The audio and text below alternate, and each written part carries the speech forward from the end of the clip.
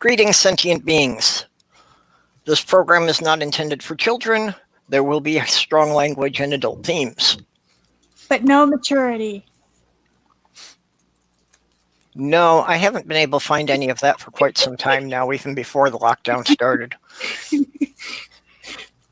Sorry, I have to add that in because seriously, with this group. Yep. And we've got Brian Stevens back in the side. He was just saying that apparently YouTube had unsubscribed him from my channel, so he hadn't been getting the notifications for who knows how long.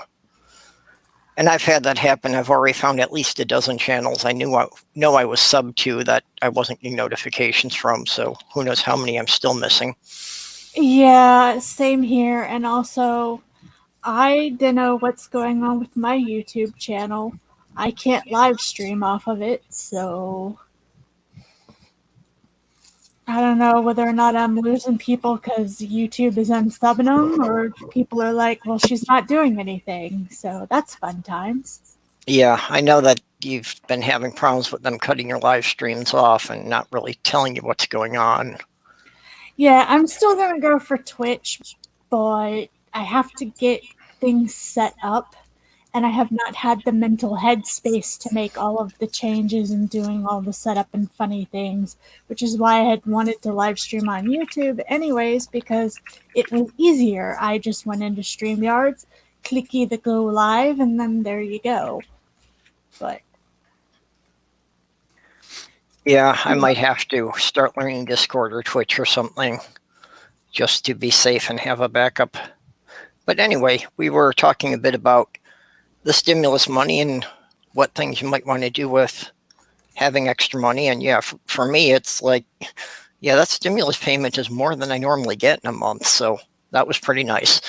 Oh yeah, me too.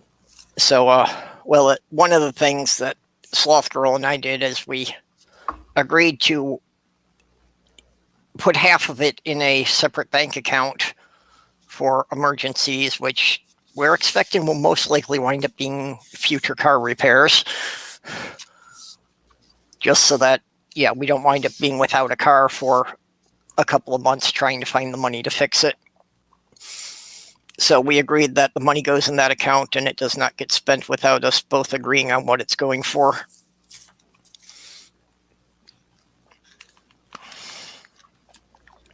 That sounds like a smart plan. Yeah. Well, and like I said, that was half of it for us, and I'm not doing too bad because my side hustles have actually been going even better. I guess with people locked up and not going to the stores, a lot more people are buying things online, so I've had a lot more sales in the last month than I normally would. So fairly comfortable for me in that regard. What do you sell? Well, mostly it's Bricklink is a site that it's like, thousands of independent sellers, but the only thing that site handles is Legos. So mostly what I wind up doing there is it's like, especially, the after Christmas sales and that, when they've got all the toys reduced for clearance, I wind up going and, picking up a bunch of stuff when I can get for like 50, 75% off. And if I put it in a closet and wait 2 or 3 years and then pull it out, people will pay more than the original retail for something I bought for half price. It's actually pretty smart. Yeah. So that's basically what my business there is. I clean out Target's clearance section after in January and February of all the Legos.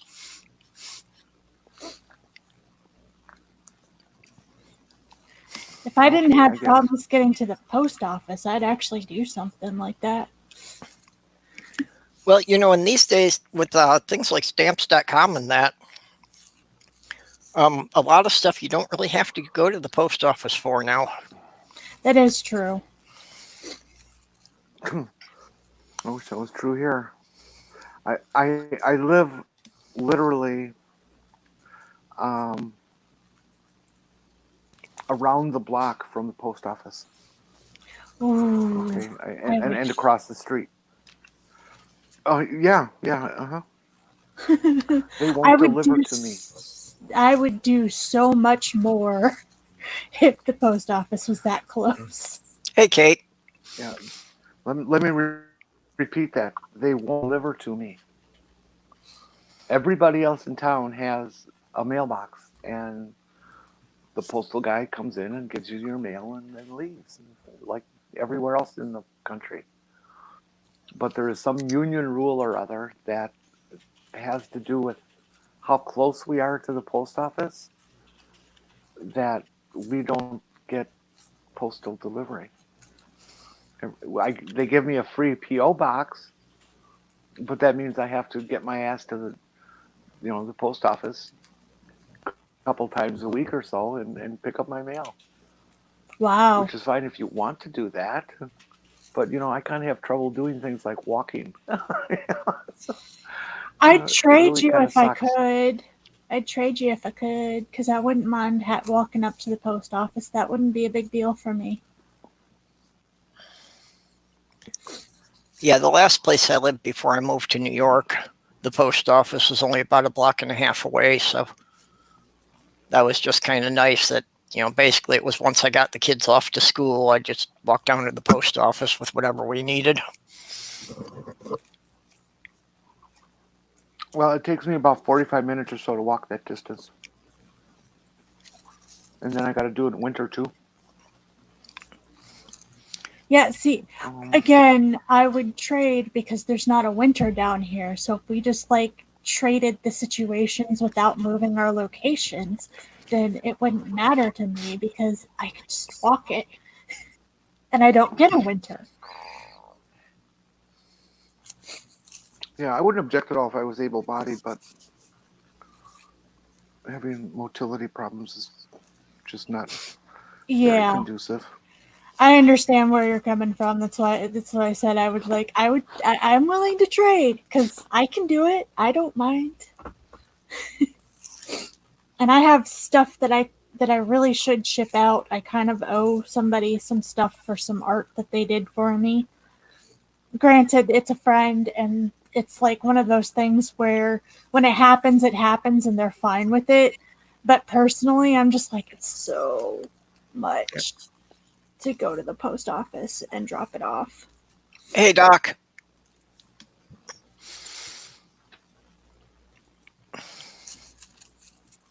Yeah, and Brian, I also do some work with fabrics. I've said that a lot of guys claim to be a master of all trades. But while you can find thousands of guys who can install your windows, I'm probably the only one who'd go on to sew the curtains. Yes, we do have a lot of air conditioning down here, Brian. It's needed, but I prefer hot to cold, mainly because I've lived here my entire life and do not know how to handle cold. And the few times a year that it does actually get cold, I don't sleep well.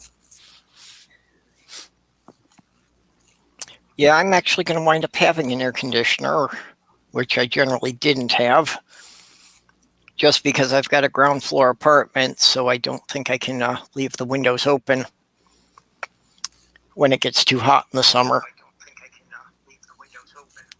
I don't want to have somebody punching through the screen while I'm asleep. Oof. Yeah. So I take the heat well, so it's not a big issue to me. It's probably only going to be about a week or so out of the summer that I'll really need it. But so I basically just went and, Sloth Girl needed one because she has the MS, so heat can really flare that up for her. So I just I bought her a bigger unit and I took her old one.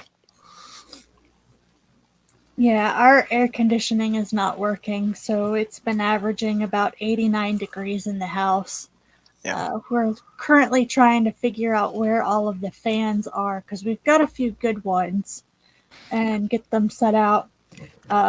My room is all right because I just keep my ceiling fan going constantly. Yeah. The only problem is that I can't find a balance between my room being chilly and it being too hot. Yeah. I would just like to mention to Kate that Kate, I don't pick up those kind of mails, and they're not even allowed in my house. No, no, no, no, no. No penis is allowed. I find them useful if they don't stay around too long.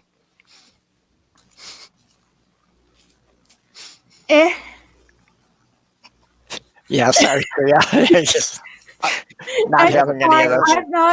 I haven't been in a repulsed mood in a while.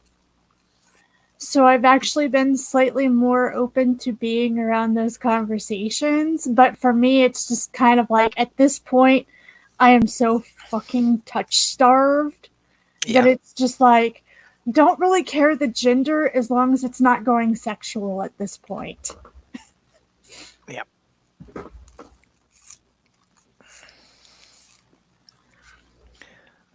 Yeah. So anyway, we were talking about the We have money a in that. terrible thing going down in. So Jenny, you got your down in car my town going right now. Jenny, I'm I know sorry, you you got cut your out car there. going, and I saw your posts on Twitter that you went out and bought yourself a couple of new outfits. Yeah. Some of those real expensive things, like a $25 dress. And I bought some underwear too. I needed some underwear because everything else is just so old and tattered. When your undies lose that elasticity and they just don't want to stay on your butt, they just fall off when you're walking. It's kind of embarrassing.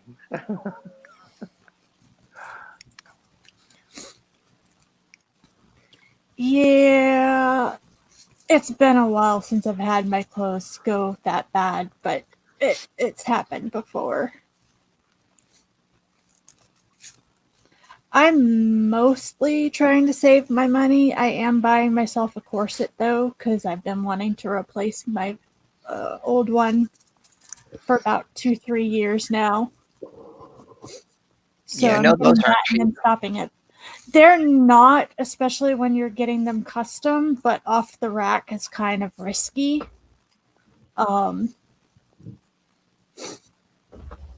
So, but yeah, I don't know. I've pretty much gotten to a point where it's like, because we're all on lockdown and everything's going bad, I used to feel like I couldn't wear those kinds of things unless I was going to an event or something.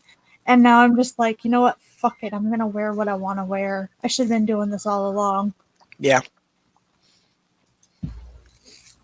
Kate, underwear is just another word for my granny panties.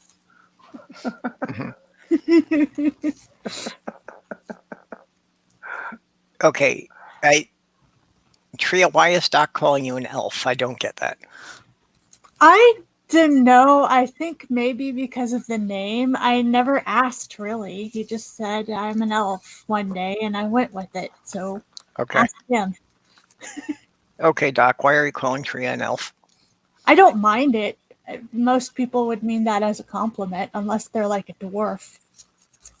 Well, when he said it, my immediate thing is it's got to do with the cute laugh, but...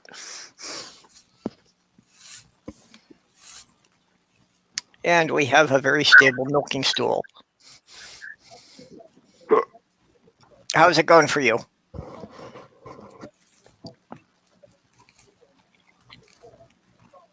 Okay, guess he's not quite here yet. So, yeah, and Doc was mentioned on Twitter to me that they're still reasonably safe there, that they still haven't had any cases in the county he lives in. Glad for that. Yeah, well, I've been worrying morning. about him because he works at the hotel, so he's, having people from out of state going through there all the time. Oof, yeah. Yeah, that was kind of weird. Okay, I'm going to have to take off. Well, It's causing problems for you already, Jenny? Yeah, StreamYard's just falling apart on me. Sorry. We'll catch you guys Anytime later. we get more than Thanks for 3 having people, me. huh? Oh, my fault. I've broken it. I sure hope a new machine with more memory actually takes care of this issue. I hope Yeah, so. I hope it helps.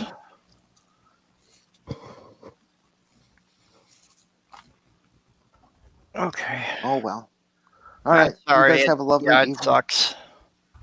Night, Jenny. Night, night. Bye, Jen. We'll talk to you later. But by the way, who is a very stable? That would be me.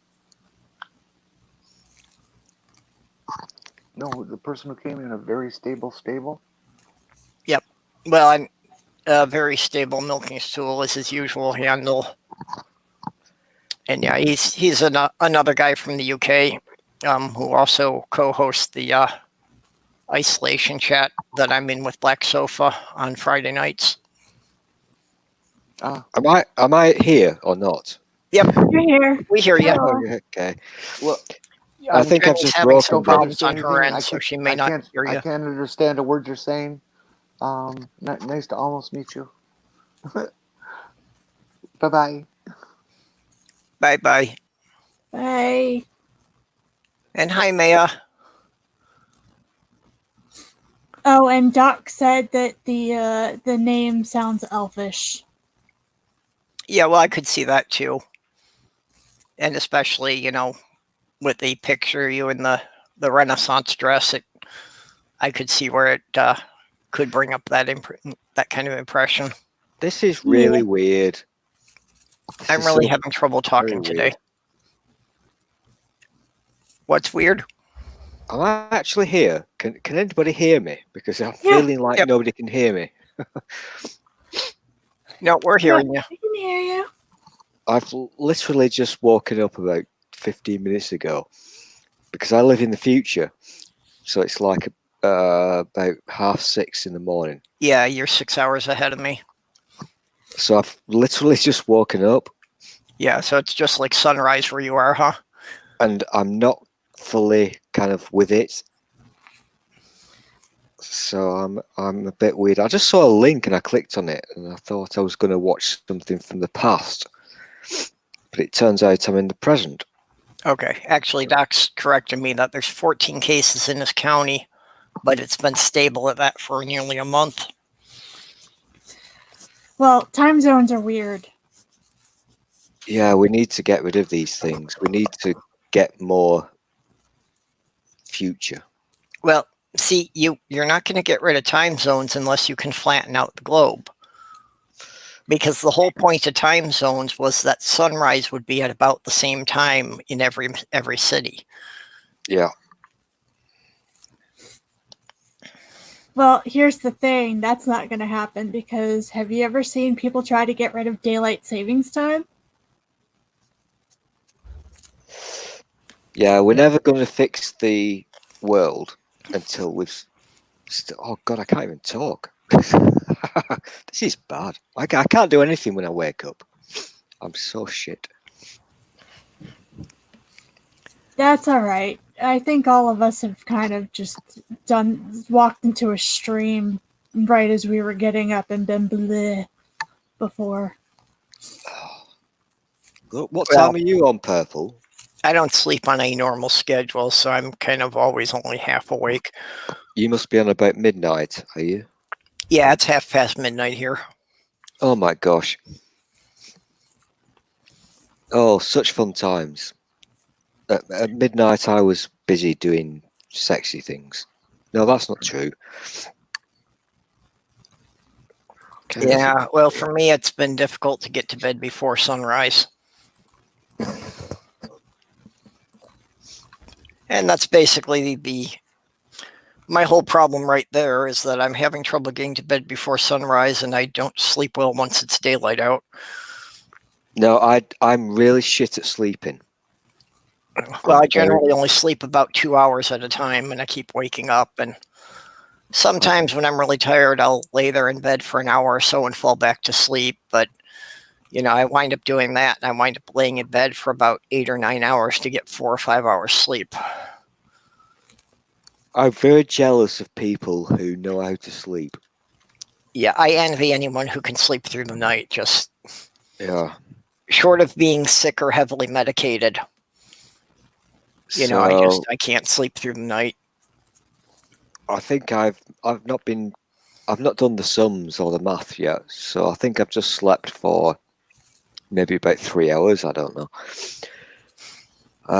Hopefully I'm gonna fall back to sleep in a little while because as I've explained to you before, Purple, today is gonna piss me off and I just want to sleep through it. So hopefully I'll just, I don't know, fall asleep and it will all go away. Well, if that strategy worked, I would just hibernate through the rest of the year. That's Yeah. kind of what I want to do. 2020 has just sucked. No matter how you look at it, it has just sucked for everyone. Yeah. Is there anything really good to say about 2020? Hindsight. Yeah, I think I good just part. did a joke there. Yeah, the only good part about 2020 was April, and now that joke's over. That for a solid month it was 420. Oh, that's an American That joke is joke. the only good thing about the entire year.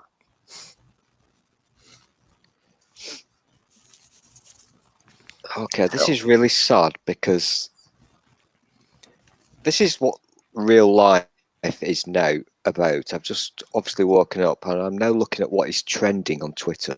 That's really sad. That's not normal. Well, the word trending alone, just saying the word makes me cringe. Yeah. It's like, I don't care about anything that's trending. I don't want you to tell me about what's popular with other people, because if I didn't go looking for it, why would I want to see it? Twitter and Facebook and YouTube trying to tell me what's trending. And it's like, I don't give a shit what the popular kids are doing.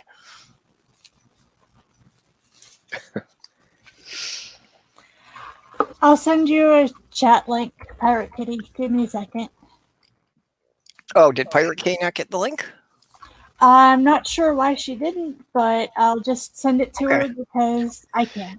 Okay. Well, yeah, I had posted it in the Twitter groups. So you guys haven't got a big stupid day today or tomorrow in your future?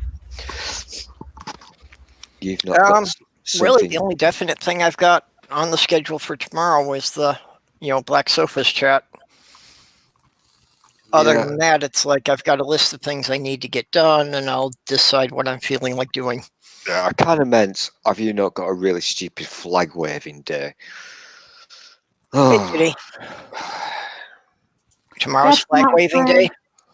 Well, today, my time, today is now major flag waving day. Oh, what? It's as I've alluded to before, all the people have to pretend that we won the war. Yeah, and all was that VE shit. Day there? What do they call it? VE Day or Victory Day or what? It's VE Day, and it's the 75th anniversary of it. So yeah, fuck that.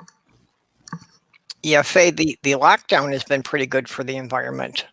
With people driving their cars a lot less, things have been greening up and the wildlife has been taking over many towns.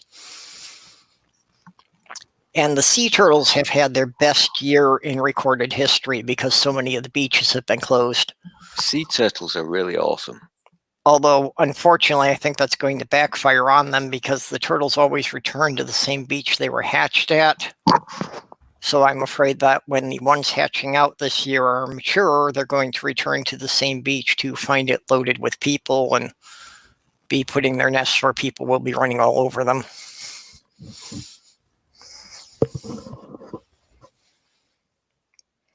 Sorry, Faye had made some things about the social distancing being good for the environment. Didn't mean to cut you off there, Stool. Oh, I'm used to it. Don't worry. Well, it's just kind of the nature of these things. It's like there's 3 conversations going on at the same time, and I have to kind of be jumping between them. Not a problem whatsoever. Kate, what happened was Purple sent it to one, but not the other. He sent it to the midnight one, but not the midday. Really? I thought I had sent it to both of them. No, I Or think it's the other way around. Because I'm not in any midday chat. I'm only in midnight in Mid-America. okay, well, the link is out now, so Oh, that is what confused me. I now see the title. Okay. Yeah. Midnight. Okay, I get it. I thought, what the fuck? This is. yeah, Oh, sorry. I just sent the link out to the other group for you, Purple. So Yeah. I had sent it, but I know Twitter glitched on me a bit there, so I guess it did not send it to that group. Stories. Mm-hmm. Just kidding. Okay. Yep. So there's Kate. Hello. Hello. How are you? You've made the magic happen, Purple. You've actually got 5 people. Well, Tria fixed it. How do you do that? Well, you said it's magic. She's an elf, so that explains it all. I can't go over 4. So, It's elven magic. damn it. and it works very sporadically. So don't become dependent on it, because sometimes it goes bad. Oh my gosh. It got so bad last night here in the future that I was actually talking to myself in a stream. Yeah, Wonder Lady, I definitely would go with that proposal. I would like to see them fence off the beaches for the couple of weeks while the turtles are laying their eggs until they hatch. Oh my God, could you that imagine why? the... Sorry, I do have a special thing about turtles. I have since I was a kid. Always loved turtles. I once went to Barbados and I swam with the most awesome, sexiest turtles ever. They were bigger than your house. You've never seen my house. Oh, is she back? Oh, fuck, I wasn't paying attention. Jesus Mhm. Christ. Oh, you know you love me. I'm a constant fucking delight. Yeah. I was talking about turtles and then you fucking show up. Yeah, I've only seen the real big ones in the aquariums. I've got photos somewhere and these fuckers were... Sorry, I swore. These things were so huge. They were the biggest thing ever, and it was kind of, it sounds a bit naff and a bit cheesy to say, you know, I've swam with nature, but that was really quite awesome. Mm-hmm. It was. I did get to pet the dolphins at the Minnesota Zoo. Is that what they're calling it these days? Yeah, I was going to go there, but you beat me. Oh, I see where you went there. Yeah, actually, though, with the turtles, this is one of the things I'm going to be looking for now in the stores. Is Lego just released a new series of collectible minifigures. Unfortunately, they're like blind poly bags, so you get 1 of 16 random figures. Oh. But one of them is a diver that comes with a little baby sea turtle. And it's like, I could care less about the figure. I just want to get like a dozen of the little sea turtles. You know, when I was a kid, I had this fascinating. I was very into Legos as well, and there was a set. I'm that getting really pissed off now. Can we please use the correct terminology, please? Huh? Okay, Duplo then. No. This is really fucking winding me up. And as I've just explained to the ladies and gentlemen here, I have literally just woken up. It's 6 a.m. here. So I will get annoyed. Lego. There is no S on the end of Lego. Yes. Unless you're talking about it in the plural. No. The plural of Lego is Lego. Yes, it is Oh. Danish, so the plural is the same as the singular. But And see, if- you just told us it winds him up, so we have to keep doing it. Oh, No, fucking- if I you hate want to be waking- correct about it, you can refer to Lego elements as plural. Hmm. Yeah. Okay. But anyway, Pirate Kitty got cut off there. So what were you saying? There was this one set that I wanted, and the only reason that I wanted it was because there was a little monkey in it. A little, Yep. a little what? A monkey? A monkey. It was one of the early pirate sets. Oh, Yeah, I've right, got okay. some of those, some of the monkeys from the pirate sets. I always like the space ones. Oh my gosh, what did I have? I think I had really boring stuff that was garages or petrol stations, as we call them.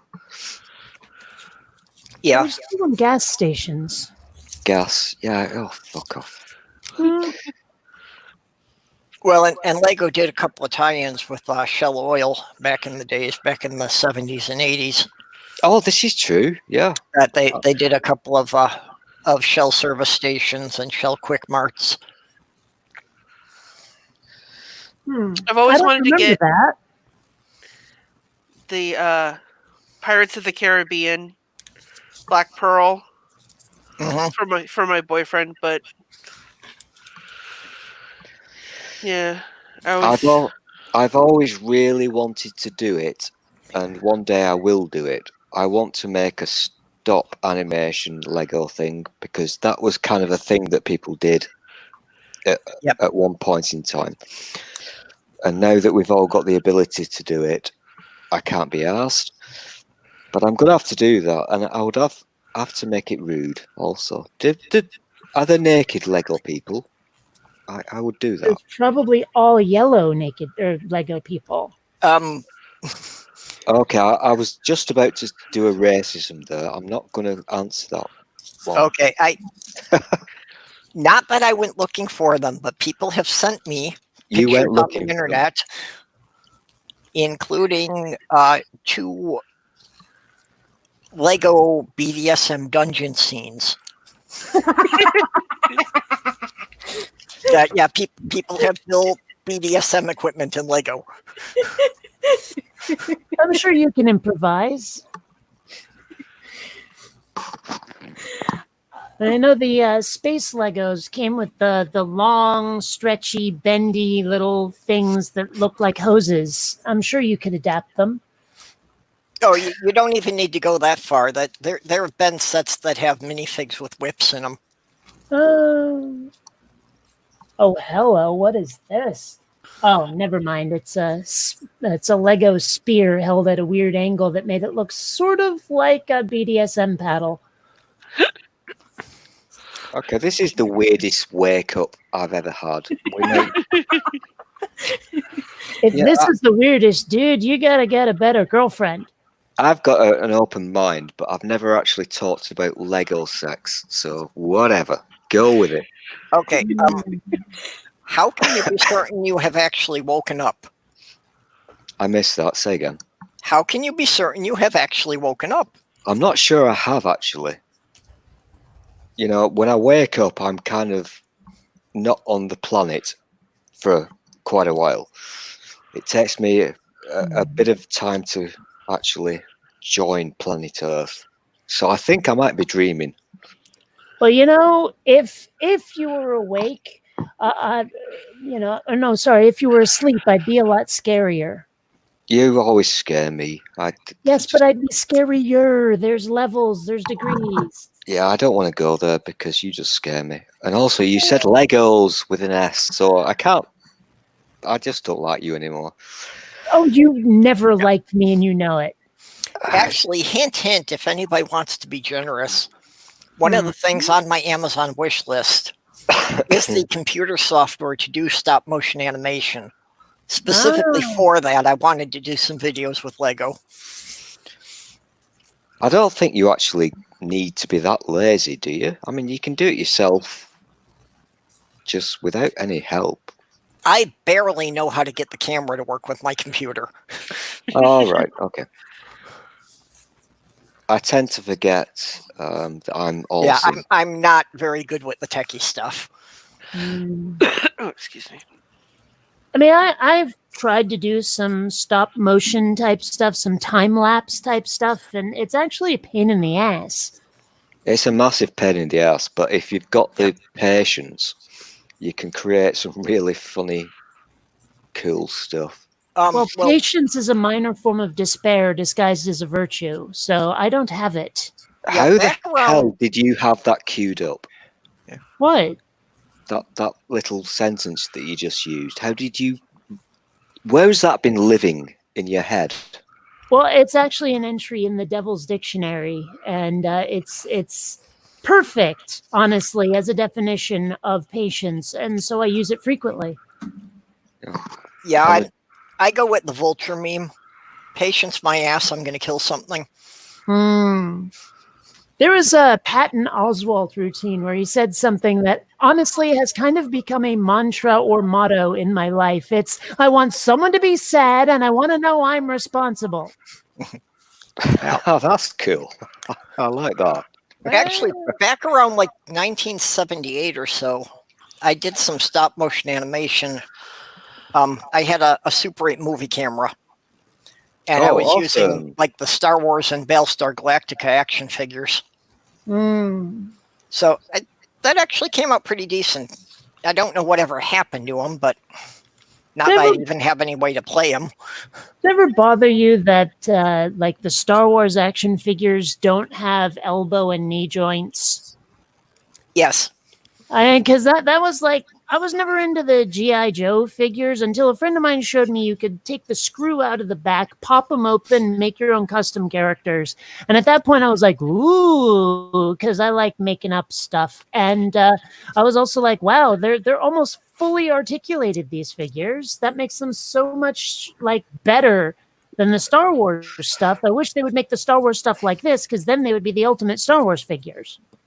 Well, they're just cheaper to make that way. But yeah, when I was using them to do the animation, I wound up taking quite a lot of them that I cut the legs and arms and just put a bit of wire in them so that I could bend them at the elbows and knees. Is this a room full of freaky people? Because there's probably a psychiatric reason for doing this, but I also used to do surgery on my Star Wars figures. Well, I also had a collection of Starfleet ships. Back when the only model I could get was the original Enterprise. Oh, God, I had that. Yeah, well, I had bought like half a dozen of them, and I kit bashed them to build all of the ships that were in the original Starfleet technical manual. So I had the Destroyer and the Dreadnought and the Tug. I have a very heavy die-cast metal Enterprise D. I was just, oh my gosh, have you? A D? Yes. Oh, golly gosh. And the saucer section actually does come off of it. I think I've just seen this the other day. Is it? It's made of metal? Yep. What kind of size are we talking? It's about the size of the palm of your hand, give or take. Oh, that's shit. Then. Well, no, I take that back. I take that back. Your whole hand. I've- Wrist to fingers is about how big it is. Oh, I was getting a little bit aroused, but now I'm bored. That's too small. Yeah, that's what your last girlfriend said. Ah, dear. Here we go. Come on, that was the perfect straight line. You have to admit. It was shit. I was turned on and then I was bored because it was too small. What are you fucking kidding me? How do you let that go? Listen, I should be getting paid for this. I'm just giving you the lines. I had a massive D. Well, you have to feed us But it the was lines. plastic. You're the only straight man here. Oh, no, that's a good one. Now, that one, do you see what she did there, Bionic? Sorry, what? Do you see what happened there? That was funny. Yeah, I didn't actually see it. I heard it. You need to learn a lesson. That was totally funny. Yeah, which is why you didn't laugh. I actually I'm did. not sure I've heard you laugh ever. I do it as you do. Okay. I do it with hand gestures. Yes. Okay. All right. I had a massive Enterprise D, but it wasn't made of metal; it was plastic, and it was so cool. It actually did the saucer separation and what have you. But I threw it away, and I hate myself for doing that. I got rid. Okay. See. Oh, actually, that's quite cool. And That's actually nice. That's bigger than you described it. well, I mean, not really. Wrist to fingers. Yeah. That's quite cool. I like that. That's good. The Millennium Falcon model I have is much, much larger. I've still got my mint in box stuff Right, Brian. that you must never open. So I've still got my tricorder, TNG era. Oh, hey, Randolph. You can jump in here if you want. Why do they call the place where they make stuff a mint anyway? It's not like it's candy. They're putting out metal stuff. God, you are really not on a roll today. No, I'm on a bagel. I might fall into the hole. Fuck, this is so bad. Am I awake or? Yeah. I had actually wanted to get a Lego Millennium Falcon for May 4th, but I wasn't able to get one around here. Oh. I'd seen them in the stores like 2 months ago, but none of them around now. Probably weapons grade sold out. I remember when I was getting my custom lightsaber, and Yeah. like an idiot, I ordered it not too long before May 4th, and they took like a month to send it to me. Oh my gosh, that's I think weird. it's because of the lockdown that, so many people are in and have the time to build these things now. Because it's like, yeah, any of the really big Lego set you can't find around here anymore. So instead, I had to just settle for getting a squadron of 3 Y-wing fighters. I see. Yeah, and I get you. Although, Y-wings, why? I like the A-wing and the X-wing, but the B-wing and the Y-wing are just goofy looking. I don't know. The Y-wing was always my favorite, and part of that's because it was in the original, the first movie. I've got to agree with this. The Y-wings are kind of sexy. Well, but the problem is that they're really slow and they're bombers. I like a fighter. Yeah. The A-wing is nimble. That's what I love about it. Well, that's really kind of why I like the Y-wings, is that, they look the part, and for me, I also have a lot of stuff that goes back to World War II naval battles. So, yeah, if you took a World War II naval battle into space, that's probably about what you get for a bomber. I don't know. I prefer the dog fight, personally, the Top Gun in space kind of thing. I mean, that is actually one way Star Trek could give Star Wars a run for its money as my favorite sci-fi, is if they added the single-seat high-speed stick and throttle attack fighters Star Wars style. I know a lot of people love to point out, oh, they had single-seat thingies in the Dominion War, and I'm like, it wasn't the same. They still fly them by typing, for fuck's sake. My gosh. Oh, God, it must be really fun at midnight in America land. It's only 10 and 11 in this part of America, but okay. Yeah. Have you been on the candy canes again? Because you seem a bit hyper. No, I'm like this anyway. Yeah, she's over on the left edge of the country, so she gets an extra 2 hours. Oh, that's not very fair. Well, I didn't make the rules. That's cheating. Well, at least I live in California where it's nice and warm year-round. I'm actually quite jealous now. Now that you've said that time, what time is it? 10 something p.m. It's 10 of 11. It's 22:50, if that helps. That's just gibberish. You don't know military time? That's not even a real thing. You just made words up. Fine, you don't know 24-hour time? I do, but that's not what you did. Yes, it is. It's 22:50. Okay. I misheard. I apologize. Sorry. right. What's the Delta Flyer? It's wait, if I remember, wasn't the Delta Flyer in Voyager? Well, that's why I was wondering. Doc says the Delta Flyer has joysticks, but I don't I even know don't which show remember that's that. from. I'd have to look. I'm pretty sure the Delta Flyer is the one that Tom Paris and Harry Kim flew around a lot in Voyager. This Yes. is actually correct. Yes, that is the Yeah. answer. Okay. Yeah, I really didn't see much of Voyager, so Mm. Voyager Well, went a bit weird when I mean Voyager was awesome, and obviously it's the best theme music ever. But they kind of fucked it up, didn't they? Sorry, I swore.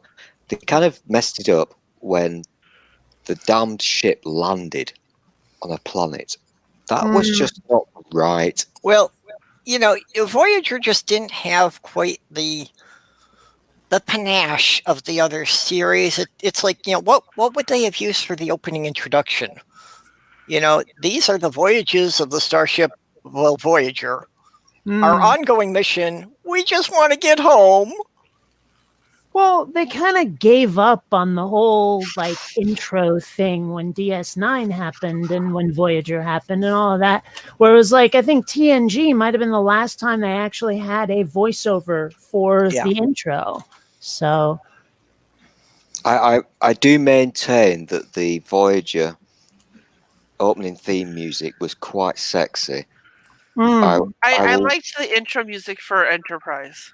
Oh, absolutely. And you That know song's what? lovely, but I didn't like Well, the show very much. the You funny just- thing about the theme song to Enterprise is like so many Trek fans hate it, but I get what they were trying to evoke, that feeling of like, Yeah. like old NASA stuff. Yeah, I like thought it was from the really 60s. awesome.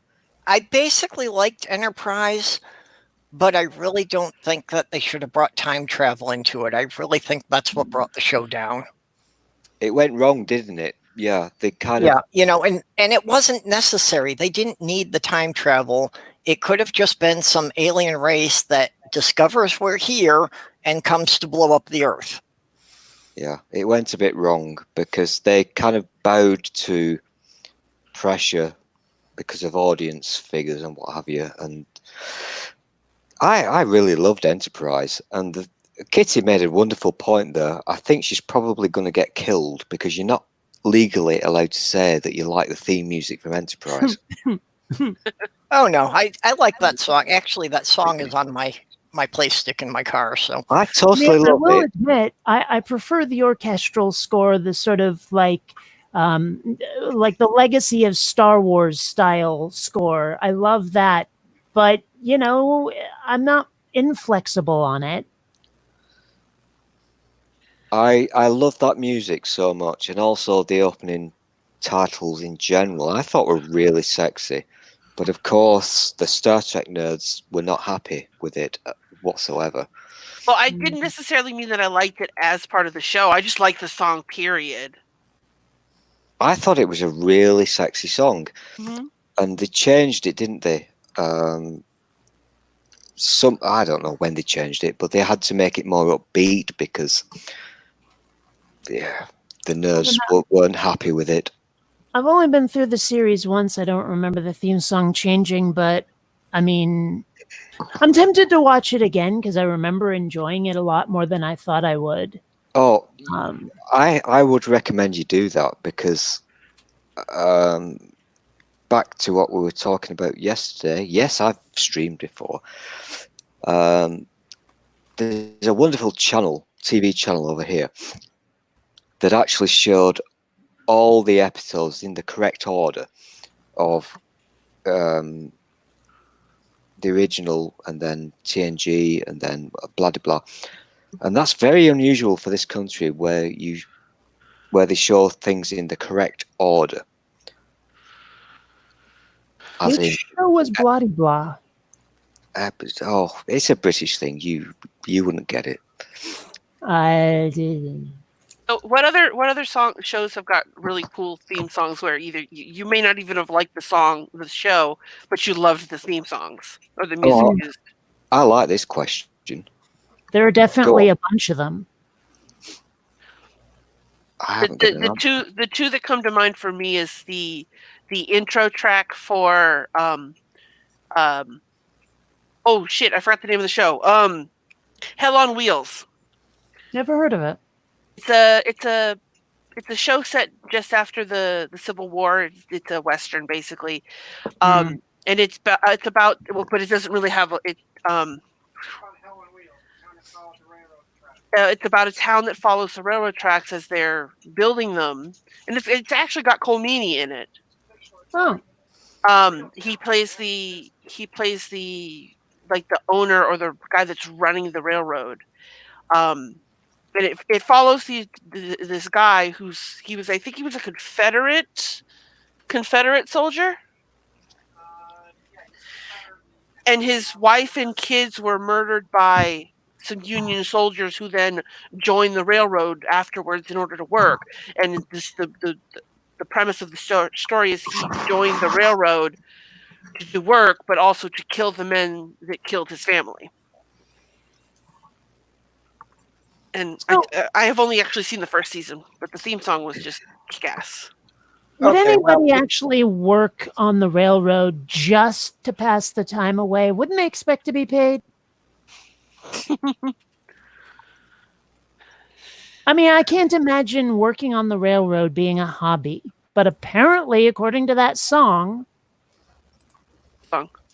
Well, if you extend it a bit from just TV shows to movies, one of my favorite movies, and partially because I love the opening theme, is Kelly's Heroes.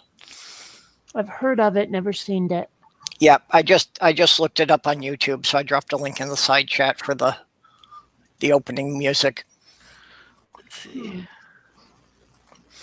It's funny, like season 1 of Monk had a great theme song, but then they changed it to this horrible, what the hell's that guy's name? Randy Newman piece of shit thing, and every fan hated it, but they didn't change it back.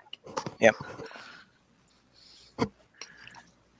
So let's see. Another show that had a great theme was Psych. Oh, and a lot of people like to deride this show, but I really love the theme song to The Big Bang Theory. Oh, absolutely. Oh yeah. Everybody sings along with it. I mean, that was total sex, but gosh, yeah. Give me 3 seconds, Purple, on this. How long have you been streaming? Almost an hour. Okay, so this is like the first 4 seconds or so of the season 1 soundtrack for this. That's show. okay. You can let it play for a bit.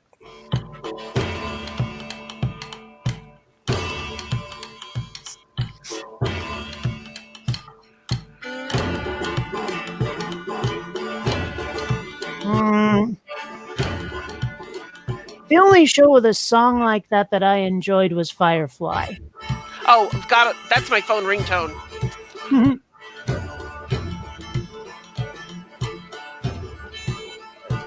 Yeah, I can get into that. And the theme to Buffy the Vampire Slayer was decent. Yeah. Yeah. And you know what? The theme to Battlestar Galactica is brilliant too. But of course, that came out of the legacy of Star Wars. So.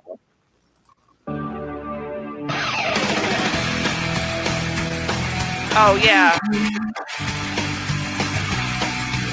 Love that. Yeah. Yeah. And okay, it only went about 6 episodes, but I really enjoyed the theme song to Space Rangers. Space Rangers? I don't know that one. It was like in the early 90s. Power Rangers?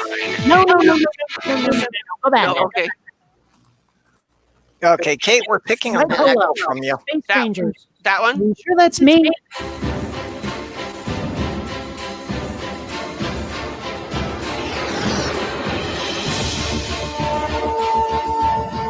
This is very sexy. What is this? Oh, Space Rangers. I'm not familiar with Space Rangers. No, this is a new one on me. I've never seen this. It went about 6 episodes in the early 90s. Huh.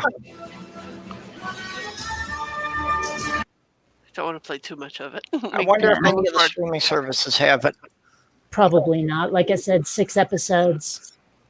Yeah, Yeah. be careful with the music that you play. I got a twatting off Twitter, so Okay, the echo is definitely not coming from me.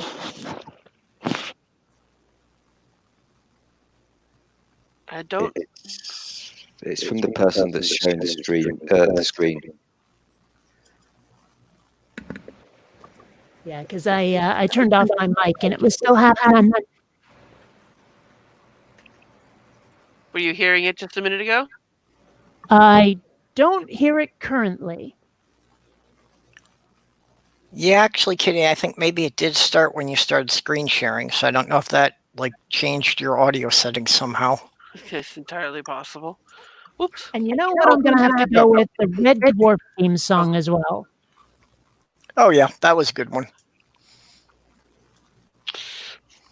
That's the new video game my boyfriend got me playing. What, Red Dwarf? I didn't know that had a video game. No, That it's, a, would be it's cool. a game called Conan Exiles. Do you get to see your enemies driven before you? Yes, and when you fight them, if you hit them right, you can decapitate them, cut them in half. You can flail their skin, and you could eat their human flesh if you wanted to, but I don't do that. And after you do that, do you hear the lamentations of their women? Yeah, because they're probably chasing you, trying to kill you too. Okay, why do I have a feeling the reference was completely missed? It probably was. Okay, because that was one of Arnie's lines in the Conan movie. Oh, okay. I haven't seen the Conan movie in ages. Like the full thing, to crush your enemy. What was it? What is best in life? To crush your enemies, to see them driven before you, and to hear the lamentations of their women. That's yeah. Right. Like I said, I haven't seen the Conan movies in ages.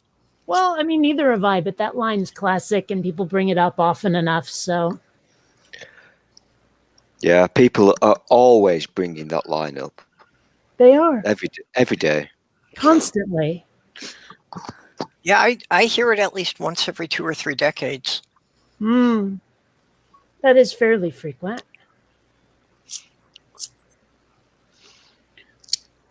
It's a survival game, so it's like Minecraft but with good graphics. Never get could dropped get in. into Minecraft. Maybe I was playing it wrong, but it seemed way too grindy. Oh, yes. Minecraft is the biggest pile of shit ever. I just don't get it. Why can you ever get into that? I've tried It looked Minecraft. kind of like it was sort of a computer version of Legos. Oh, you dirty, dirty pervert. If you keep saying that word. Yes, because it gets your goat. Well, and now they've got a whole bunch of Minecraft Lego sets. And it's like somehow that seems kind of pointlessly redundant. It is a bit shit. That's so stupid. The problem, and it's like I would totally trash them if the animals weren't cute. That's the only redeeming thing about those sets. See, the problem with Minecraft is it's just a little bit too sandboxy. Like, you literally have absolutely no goals in the game. So, like, you get into the game and it's what you make it, Yeah. You build what you want using the tools that they give you, and if you can't think of anything to build, well, that's because you don't have an imagination. Well, I mean, that's kind of what I feel about most sandbox games. I mean, I was playing Cities Skylines, which is basically SimCity. Hey, Randolph. Hello. How are you? Like, I built my city, and I kept building my city, and I kept building my city, and I was like, what am I doing here? I'm just spinning my wheels, dealing with crises, which I can do in real life anyway. Did you build your city on rock and roll, though? Yes, I did. My kids play Minecraft. I have a server running for them, and they're building some pretty magnificent cities in there. Well, and Sloth Girl plays Minecraft, and one of the cool things about that is that, she can get on there at night and play with her son, even though he lives like an hour and a half away. That's great. Yeah. I think remember what it was. There was some parody of Minecraft that was like all pigs called Swinecraft. I think it might have been The Simpsons did it or Futurama. I don't know. It just baffles me because you played on your sexy console with your sexy TV, and it looks like shit. I mean, why would you want to do it? It's like playing something that was invented in 1932. It's Why would you basically- want this? It's a 3D version of pixel art kind of style of gaming, and it's very interesting because you're seeing pixels but on a 3D kind of appearance instead of just regular 2D where you're looking down on isometric tiles and whatnot. So that gets a lot of kids interested because you see them buying the Minecraft sword made out of foam from the store for their friends and running around with it at Halloween. And it's simple graphics, and with simple graphics, it kind of inspires people to be more creative, I think. Well, right. One thing that they have a VR version of Minecraft, and I'm tempted. Yeah, Share my- not tempted. You are Share not my tempted. screen again, Purple. Okay. Like, that's not the one I wanted. Wow. Like that's something that someone, I can't make it bigger. Maybe I can. That's something that someone built in Minecraft. Yep. Yeah, well, and Robert X is saying in the That's- side that there's a group of like 200,000 people who are building the whole world in Minecraft. Oh, jeepers. I already have Google Earth VR. I don't need it in Minecraft. There's another thing. You can build some really. Wait, was that the pirate ship from the Goonies? I don't think so. Well, see, that's always been my response when people ask me, don't you have enough Lego yet? And I always say that I will have enough when I can build a life-size replica of the Earth. Now, I'll allow that it can be hollow. That sounds like proper Lego work to me. Purple Yes, rhymes with orange. But would it be Well, flat? right now, most of my Lego collection did wind up being left in storage when I moved. Xander. Because Sorry. my Lego collection alone would have filled the 10-foot U-Haul truck. Wow. Well, I wish I had that much Lego. One of my cats was about to attack one of my other cats, one that's in my lap, so I had to. Yeah. You know. Here's something we are you might definitely appreciate. getting an echo from Pirate Kitty. Oh. This echo is really bad. People building the Millennium Falcon in Minecraft. Hello. I build all kinds of stuff in Minecraft. Yeah, Pirate Kitty, we definitely get a lot more echo when you're sharing your screen. I don't know why that causes it. That's weird. That just started today. I've never done Is that before. Okay, I'm confused now because when you share a screen, obviously you're not sharing audio. I don't think I hit the I share don't know audio why it button. would affect the audio, but it's definitely noticeable when you're sharing your screen. Yeah, it is very bad. Very, very bad. In fact, I think you need to be punished. Yes, never do it again. That was very painful. So I looked up Swinecraft on Google, and I don't see it actually being in anything, but I'm seeing a lot of Minecraft with pigs, and the word Swinecraft are literally there. So I guess it is a thing somehow. Yeah, and I think that is really one of the big appeals to the Minecraft, is for people who don't want video games that they're constantly killing things.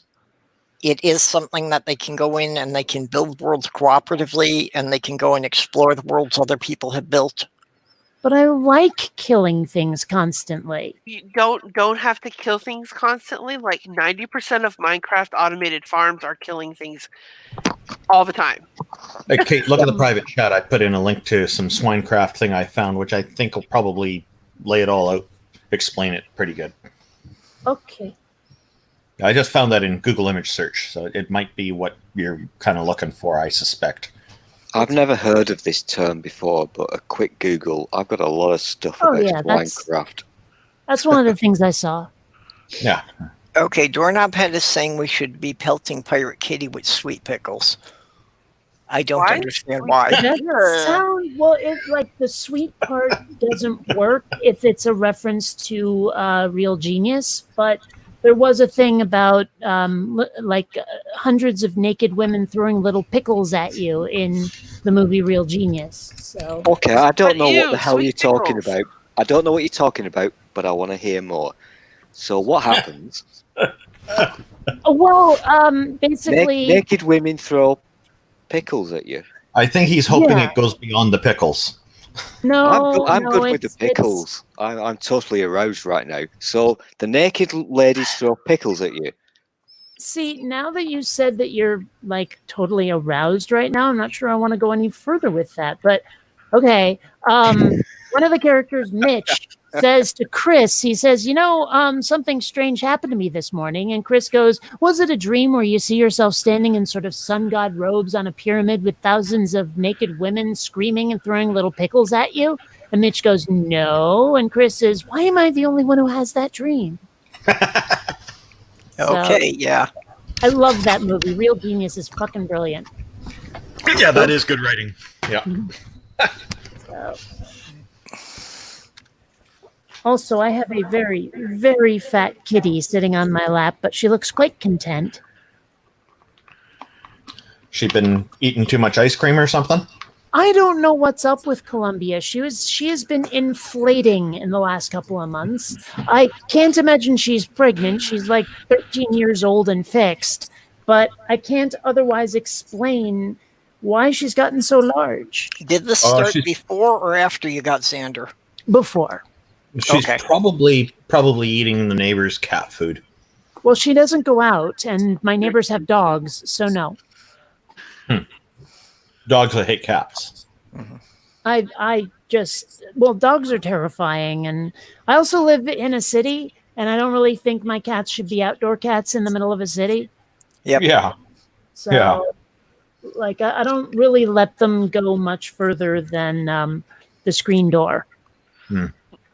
Although What? Xander figured out a way to get under the screen door and get out at one point. Did you And put a bulb there? How that didn't go very well, except that he didn't get further than like the next door neighbor's door before he realized, oh crap, I'm outside. And he was a stray before I got him. When I found him outside, he had this spooked look on his face, like, oh my gosh, I'm terrified. This will not go well for me. And so he was very grateful to be let back in. I wasn't aware he had been astray. Yeah, when I first, when I adopted him, his mother and his 4 siblings were all there, and they had been rescued off the street. So that's wonder you stay away from her tail. Since Doc brought up Godzilla, I've got to drop this link in the side chat. That somebody made this. Son of a bitch! Both of you Somebody get made this awesome Godzilla out of Lego, and actually, if you look at it, it's basically appropriate mini scale figure. Because the Godzilla is about equal to what like a 5-story building would be in minifig scale. I've never actually watched the original Godzilla. I was just going to say the same thing. I know that a lot of people are really into Godzilla. I honestly don't think I've ever watched any Godzilla film. Well, It's one of the things I regret about my moving fundraiser, that I offered the box set I had of, it was like 13 of the original Godzilla movies in one box. 13? Yeah, and I offered that for one of the prizes during my fundraiser, and Ansgard Odinson claimed that one. Oh, And it's like, I figured I could get another one, but now I can't find it. I can't replace it. Is that a Oh, true good thing? hands. Is that a true thing? Are there actually 13 Godzilla movies? there's Well, a it double-wide was like buttload of Godzilla and Godzilla Mothra and movies. Rodan and all the monsters that studio owned. Mechagodzilla, Gamera. Well, I know. Gamera was a different studio, so he wasn't Was in that it? collection. Oh, I could have I- sworn. Oh, well. I know absolutely nothing about I Godzilla. also thought there had been a Gamera versus Godzilla movie, but apparently that's something I'm misremembering, because people far more knowledgeable in the topic than I, have repeatedly told me it never happened. One thing I Well, find I mean, One I thing did I find- see the quite horrible, the guys who made Independence Day, and they got a chance to make a Godzilla movie, and it was so bad. I know, I saw that. the one with Matthew? No, I almost said Matthew Broderick. Was that who it was? I don't know, The guy that was in the original Mummy movie. Well, you No, know that. that's Brendan Fraser. Brendan Fraser. There we go. But That's the name. no, I only remember Hank Azaria as the cameraman who almost gets stomped but ends up between Godzilla's toes. Yeah. No one knows who Hank Azaria is. Okay, he's like only 13, 14 different voices on The Simpsons, but whatever. Oh, Okay, I don't watch didn't much connect him to The Simpsons, but I remembered the scene from the movie you were talking about. And he had a recurring character on Mad About You as well. Oh, I never watched that. One thing I find quite funny is that sometimes people will look at Frankenstein's monster and say, "Hey, look, it's Frankenstein." Yeah. Actually, the monster's name was Adam. I remember when I was little, I didn't know that vampire was a thing. So every time I saw a vampire, I said, "Look, a Dracula." So. Well, that makes sense, though. That's not like people mixing up Frankenstein with Frankenstein's monster. I think it's exactly the same, frankly. Well, no, you're saying it's a Dracula. It's kind of a synonym for saying, "Hey, there's a vampire." It makes sense. No, that kind but of Dracula was a specific guy, and so was Frankenstein's monster. And Right, yet, but Dracula sounds like a name or a title. You're literally saying Frankenstein's monster, a possessive. Yeah, there's a big difference. Yeah. That's the only reason why it seems different to me, anyways. Okay, does somebody know know where Doorknob Head lives? Because we've got to go and take that pickle jar away from him. Earth. I think he lives on Earth. You know, I'm now obviously, you're assuming he has only one pickle jar. obviously because I'm the only normal person Well, here. I just want to get rid of this pickle thing before it becomes like the clams in movie night. When you guys talk about pickles, it's a different thing over here. So I think when you talk about pickles, you're talking about gherkins. I don't think we are, actually. I think we literally make them with cucumbers here. Yeah. Yeah, that's a gherkin. That's not. Okay, that's a but gherkin. That's not a pickle. A pickle over here is something very different. Okay. Okay, what's a pickle in the UK then? Well, it's kind of the normal, proper way of eating food. But a pickle is basically a pickled onion, which is a round thing that's been soaked in vinegar. Yeah, well, pickling is basically just a process of preserving things in a vinegar or an acid solution. See, I knew it. Gherkins are not all pickles. All pickles are not gherkins. Gherkins are baby pickles. No, this is so not right. God, I hate your language. Gherkins or baby pickles are small cucumbers, typically those 1 inch, 2.5 centimeters to 5 inches, 13 centimeters in length. Yeah, often that's with lumpy skin, which are typically used for pickling. The word gherkin comes from the early modern Dutch gherkin or augurken for small pickled cucumber. Yeah, well, that's when you said gherkin. That's what I was thinking too. That it really only referred to the baby cucumbers. Yeah. I still want to know why there aren't any W-cumbers. Just cucumbers. Oh, for fuck's sake. I'll just see myself out. Okay, I just looked up gherkin in Urban Dictionary, and I think I'm not going to read any of the descriptions. Yeah, because I've heard the term jerkin the gherkin, and I think I heard that from George Carlin first. Like he had the original 7 words you can't say on television, and then he had this big long scroll list of things you shouldn't say on TV, and one of them was jerkin the gherkin. I think my favorite might have been yodeling in the gully. Well, apparently only one of you got that or thought it was funny. I don't know which, but I like it. No, I had my mic muted because I was coughing.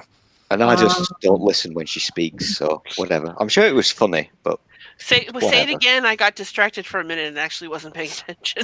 You're reading Urban Dictionary, aren't you? It's yodeling in the gully. Okay, I can. Yeah. Yeah. I can see why you'd like that one. That sounds like waking up the neighbors. I don't think I've heard that one before. Yeah. Of course, my favorite euphemism for taking a dump is dropping the kids off at the pool. Yeah, heard that one before. Although I heard someone say that that's also slang for male masturbation, which I'm like, really? That makes no sense whatsoever. Actually, Well, that was my objection. just because there are so many people who are uncomfortable with anybody mentioning the bathroom, sometimes I just say I've got to go to the euphemism. Oh, I usually say I have to make use of the facilities, but you know. I worked with a guy who would say he's going to go introduce Peter to the porcelain. Scythe and the Python. Yeah. Drain the canyon. This is really, really bad. I've explained that I've only just woken up, so my brain is not with us. I've just been Googling pickled onions and looking at the pictures. This is how bored I am. Oh. Well, okay, there's another food item that we have here in the US. I'm not sure if you have it there in the UK. They ought to look up blue waffle. Blue waffle? I'm not going to do this because I don't trust you whatsoever. I think I can work out what you're talking about there. I think it's going to be rude. Hey, Spooky. Well, you know. Oh, not going up, blue you're going to have to take all those pickles with you. Yeah, don't look up blue waffle. I'm not going to do that. Okay, no. that term has been brought up in a couple of my other chats, and I still have not looked it up, and I'm not going to. Oh, okay. Well, don't look it up if you've had anything to eat in the last 4 hours. Yeah, it's kind of like you want to be very careful because there was a movie in like the early 90s called Shocker. And if you go looking that up without being very specific, you're not going to enjoy the experience afterward.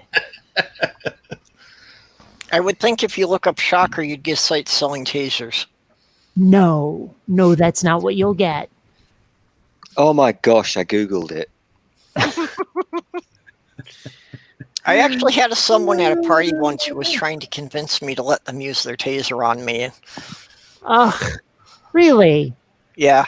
Well, Well, I'll grant you it was a kink party, so some people were into that, but not something I was up for trying. You say you first. Oh God, I don't believe you, dirty bastards. What did you Google? Shocker. Oh my gosh. Okay, See a lot of Doorknob slang says language. if you use DuckDuckGo, it's not as bad as Google. Okay. So I didn't know. I'm maybe actually- they're filtering some of the stuff. I'm not looking at dodgy sites here. I'm looking at actually proper, legitimate news things. I was not aware of this term. So you're getting high quality graphics. Okay. Yeah. Oh, I've never heard that before. That's totally ruined my life. You know, the Well, way yeah, things are going with the censoring and all of their kind of random policies, Pornhub may wind up being the new YouTube. I remember going on to Dailymotion looking like for an alternative for YouTube and discovered a very large amount of porn on Dailymotion. And I was like, odd. Well, I went back like a year or two later and it was all gone. Yeah, Were you well, disappointed? Instagram's trying to do that now. They're trying to get rid of all the naked pictures. Did that disappoint you, Kate? Maybe.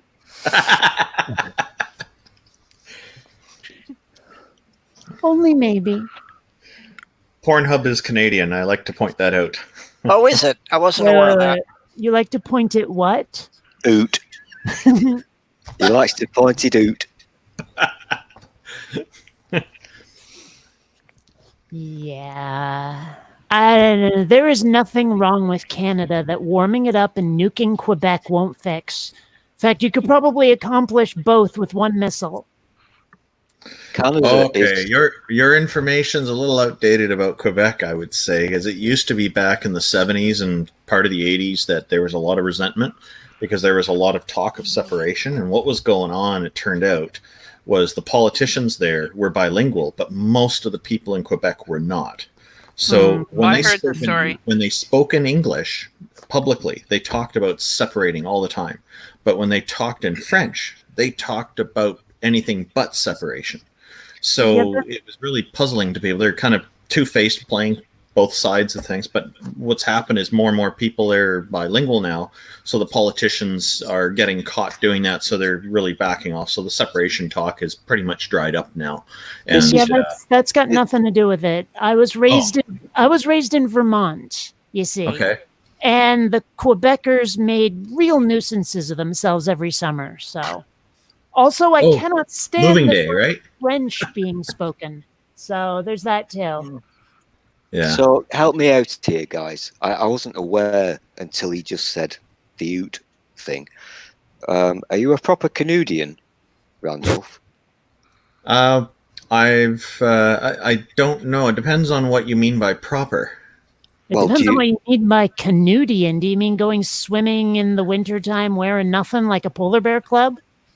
There is actually a polar bear swim here, and lots of people go. I have some friends who go to that. I don't know how to swim, so I don't go for that. But I was born here, and I've been here all my life, if that's what you mean. Oh, that's really cool. There's a sizable polar bear club in Minnesota, too. I've no idea what a polar bear club is. Yeah, they go I think Minnesota has to absorb us because I think we're basically just Minnesota Junior. You're basically Canada Junior here. Well, a polar bear club is literally what we just said. It's people who go swimming in the dead of winter when it's really fucking cold out. Yeah, they cut a hole in the ice on I the wasn't lake paying to go swimming. attention. Well, maybe you ought to be paying attention. I actually had an uncle who was an Olympic hopeful. So to stay in training, he would have to do that. He would cut a hole in the ice and go swimming under the ice to stay in training through the winter. Oh, I could never do that. Cold hurts. I don't like cold. I feel about snow the same way that Anakin Skywalker feels about sand. Now, I like snow, but no, I could never go into the water when it was that cold. That was another thing I hated about being raised in Vermont. The winters were miserable constantly.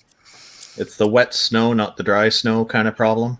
No, it's just snow and cold. It doesn't even matter that it was snow. It was too cold. Cold hurts. Like, I have very tiny veins. My limbs and extremities do not heat themselves. So the tip of my nose was constantly in pain. The tips of my ears constantly in pain. My fingers, my toes, everything constantly in pain. I hate cold. That's why I live in Southern fucking California right now. Oh, that's a good solution. Yeah. Yeah. I'm fortunate. I have the impression that doorknobs had British way Columbia. too much caffeine tonight.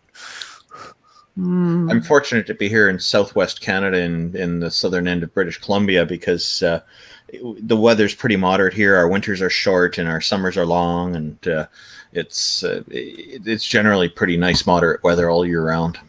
And the snows we get usually last a week or two, and that's about it. I like Vancouver. Vancouver's nice. I'm in Richmond, right next to Vancouver, so we're part of the Greater Vancouver area. So it's you only get snow for a week or two there. Usually, and although sometimes we'll get two, but they're not back to back, so it'll snow and then the weather will be nice again. Then it'll go back to snow again. Our weather's a bit funny here for that, but and then people complain about it. I'm thinking, it's fun for a couple of weeks. It's great. If it goes on for months and months, I'm in my element here. This is so awesome because I do kind of have to take the piss when a real person actually says a boot. Well, my whole adult life, the thing is, I've never heard it as a boot. It always sounds like a boat. It's on South Park that they say a boot, but the rest of Canada we say about. Although in Newfoundland they pronounce it a little bit more like that, and that's about it. Well, and the way you describe your weather doesn't shock me. I mean, Vancouver's not too far from Seattle, and Seattle gets slightly less snow than that, but it's still pretty similar. Yeah. Well, we're on the coastline like you are too, right? There, you're probably getting a lot from the Gulf Stream. And now I have that song in my head. Thank you so much. It's a small world after all. How's that? Is that helping? Is that helping? No, sorry. Yeah, I've pretty much lived my adult life in various U.S. states, but they all bordered Canada. So I'm used to being here around the Great Lakes, where the snow starts sometime in October and doesn't go away until the end of April. Well, after we take Alaska back, then we'll start looking at your states to annex them as you've been hoping we would. Oh, yes, please, please take Oregon and Washington and California. We would love to be part of Canada. We'd love to have you. We'd like to have an extended coastline. I've been going for you the know upper what? You can Midwest. have, like the United States can have Quebec in exchange. Just get rid of them. Well, I want Canada to take Minnesota and like the northern third of Wisconsin and the upper peninsula of Michigan. But we got to start with Alaska, and you know what the holdup is. We're just waiting for Sarah Palin to leave. Oy. Don't blame you. See, you can have the west coast of the U.S. first. You don't need Alaska that much. Oh, we got to start from the top. It's got to go top down. You know how it is.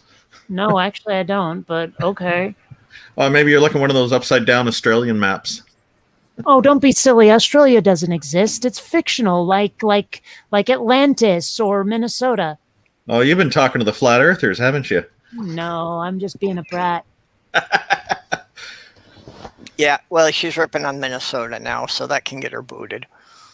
Oh, I was trying to remember the country I usually use, and I couldn't remember it, and so I just went to Minnesota because you'd been saying it so much.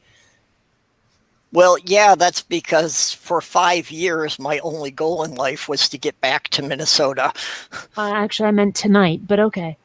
And he made it across the Minnesota Trail. Yep. I've never been to Minnesota. Closest I've been to Minnesota is Missouri. There was a play on the words for the Oregon Trail game. I made a 8-bit graphic for Purple Rhymes with Orange, and I call it the Minnesota Trail. Oh my god. Yep, I was just looking for that. So funny. So, if you're adopting other countries, Which folder? There it is. to Oh yeah, you're gonna get to show it to everybody. That'll be great. Here's the thing: can you do an experiment? Can you do a test just for one day? Can you let part of the UK be adopted by Canada just for one day? We'll see how it goes. I'm okay with that, as long as they pay taxes. Oh, we pay taxes, yeah. We're good boys. And you have to stop spelling words with that superfluous U. Okay. Oh, fuck off, you dirty. I'm going That's to share standard the English. screen, but when I go to share screen, StreamYards came up with a warning saying that they're aware of a bug that sharing screens in Chrome on Windows 10 could cause the system to crash. It's rare. Well, let me find it for you, and I'll bring it up. Well, no, When you I'll bring say- it up anyway. I'm just saying that there seems to be a chance that this could boot me out of here. Oh. There we go. Yeah, Randolph made that for my moving I like the fundraiser. dinosaurs. Yeah, Yeah, that they're was orange Triceratops. Yeah. my favorite part. Was putting that in. That was fun. See, the problem is there ought to be a do Ceratops and a do not Ceratops, because there is no Triceratops. I'll just let myself out. This is really I like painful. puns. It's okay. Stick around. Tell us some more. Well, I love saying stuff like that just because it gets stable milking stool dude here to like groan and act like he's in pain, even though he knows he loves it. Well, besides the Triceratops, there is also a Pentaceratops, although there was not a Quadceratops. And there was at one time a species labeled as a Biceratops, but I think they later determined that wasn't a separate species, but was actually just a Triceratops with an underdeveloped nasal horn. So it was okay. A Biceratops. Was there a lesbian Ceratops? I'll just let I myself knew out. you were going to go there as Yep. soon as you started of course I talking. was gonna go there. I mean, Well, yeah, it was anytime I obvious that one buy couldn't be left. anything, I'm thinking it. It's just sometimes I have to say it or I'll explode.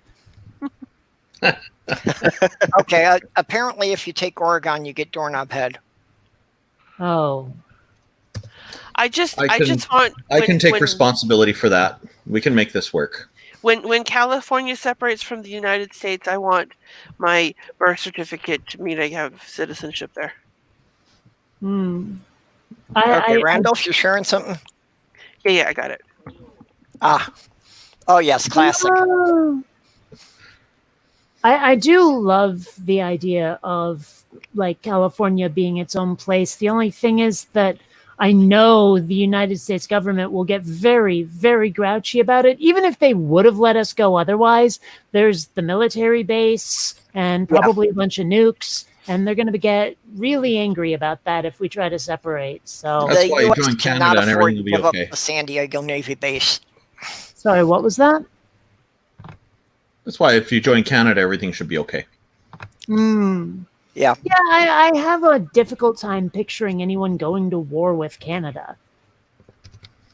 Actually, our military is quite competent here, and That's not what I meant. I meant someone else getting cranky enough to declare war on you guys. Actually, Yeah, well- the U.S. has gone to war with Canada 3 or 4 times, but not since the Civil War.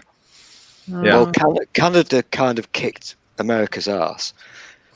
yeah, we decided that the White House should be white, and Yeah. America's been keeping it white ever since. It's been Yeah. really, really good. We're very happy with that.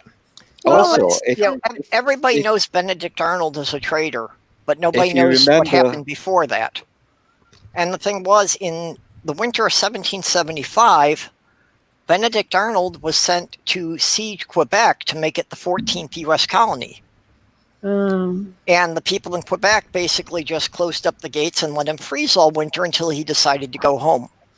oh, if you've got a good memory and you can cast your mind back a couple of years, Trump actually did kind of declare war on Canada because he used his powers to declare that Canada was an enemy so that he could introduce his stupid tariffs. well, That's- it seems. That's Oh, the go on. truth. It's not sexy. You know, I'm not doing the funnies like you, Bionic. I'm here for the reals. I'm sure you are. And the naked women throwing pickles. Mhm. Yes. Yeah, exactly. Speaking of which, Purple, could you just show my picture, please, that I'm sharing? Oh, hold on. Randolph had one up there that I got. More dinosaur stuff. Well, it seems that everything has gone wrong since Canada came along. There you go, Okay. boys and girls. No one caught that reference, really? Pickles.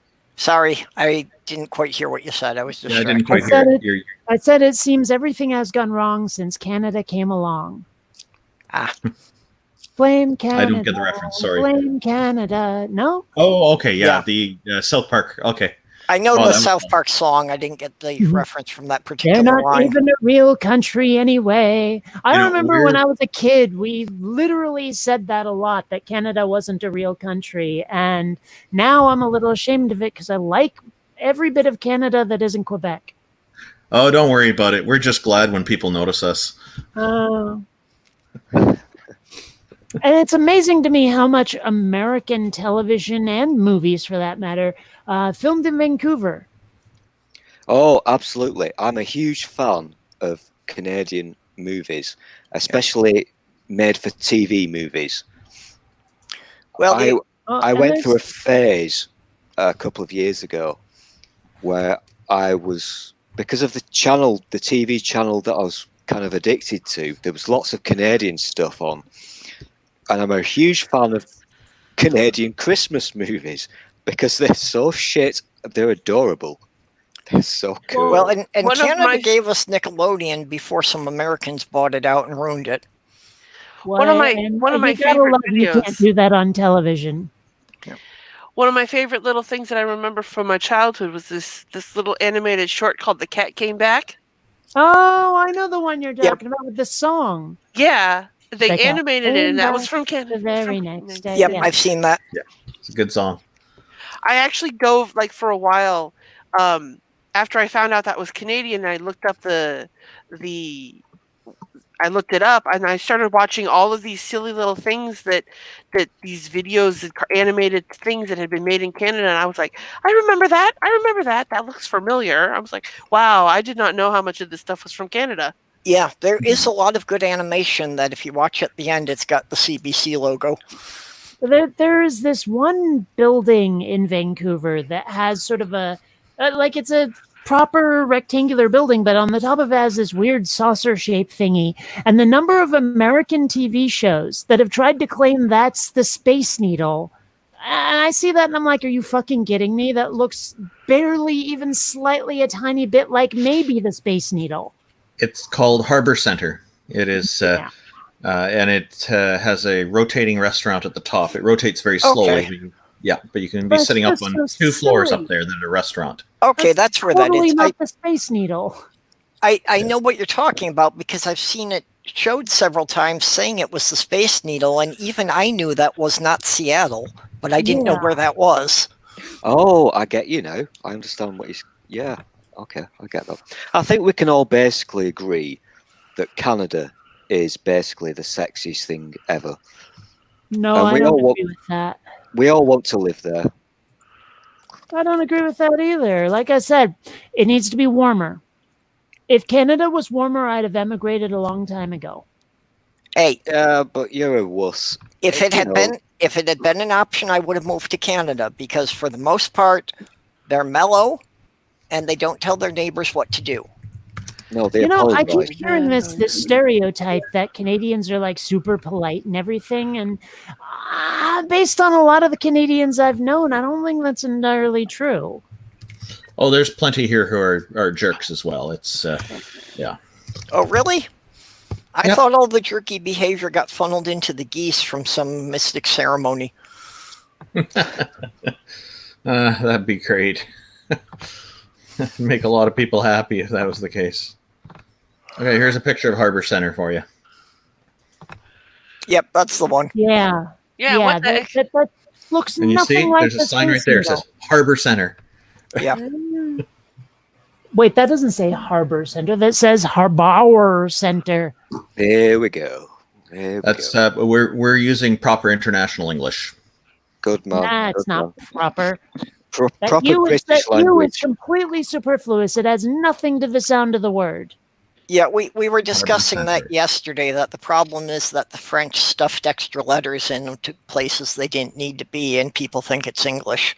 That's not the only thing that French people stuffed where they shouldn't be. But anyway.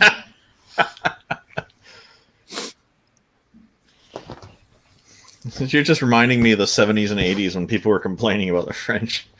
I'm not seriously, the language, the sound of French just grates on my ears. It makes me want to throw Well, things. There is Quebec French and there is Paris French. Paris French is nice and smooth, and Quebec French is like wah, wah, wah, kind of like complaining all the time. So if you've only heard the Quebec French, I can understand why you think that about French. I've heard both. It doesn't help. It doesn't help. You know, like they have that movie where they do a stereotype of the French lover, and he's always doing that, oh, ma petite chérie, and all this shit. And I'm like, dude, shut up. That sounds so ugly. I love how you just rattled that off almost naturally. You must have seen that too many times. Way too many times. You know, the guy with a little pencil-thin mustache and the stripy shirt, and he probably smokes and reads poetry that sucks. You know, that guy. I think Really, it's called Kate? the Philkin. I would have I thought think in it's your called the case- Philkin 7 mustache these days. In your case, Kate, I would have thought that you would just were channeling Pepe Le Pew because you watch too many cartoons. Nah, I mean, don't get me wrong. He's not my favorite Looney Tunes character either, but no.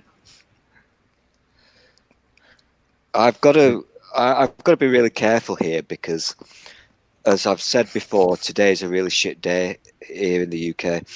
So we've got to pretend that we're patriotic and we won the war, blah de blah.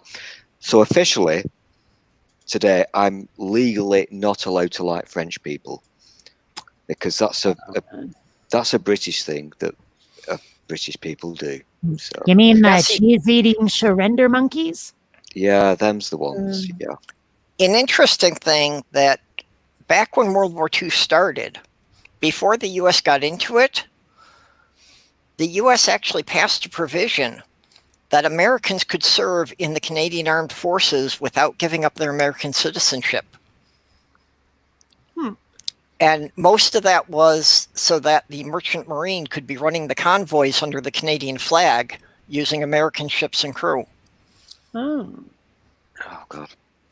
It's like people traveling. I've heard a lot of Americans travel to other countries and put on a little Canada pin. And there's been people who providing service in these other places telling me that as soon as they see that, they know right away, okay, there must be an American. Yeah, because we for don't a wear very Canada long pins time, wherever we go. Americans were treated like crap simply for being American. It's like I made a meme recently. You know, the guy who's like screaming in the face of the police that we have now, where he was at that protest or whatever. And I made a meme where I'm like, don't judge Americans by this guy. We're ashamed of this guy. Yep. Mhm. You know, but like a lot of people in foreign countries seem to look at us and think we're the MAGA hat wearing Trump supporters. And it's like, fuck no. That's so not me as an American. I am proud of my country. I am embarrassed by the people running it.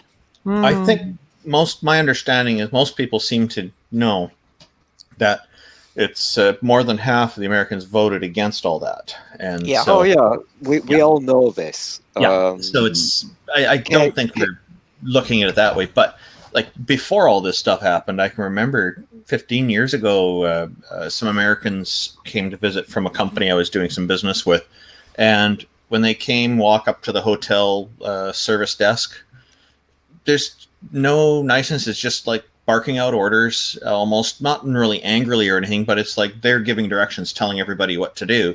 And it wasn't something that I'm really used to. And now I know a lot of Americans aren't like this, but there seem to be a lot who are.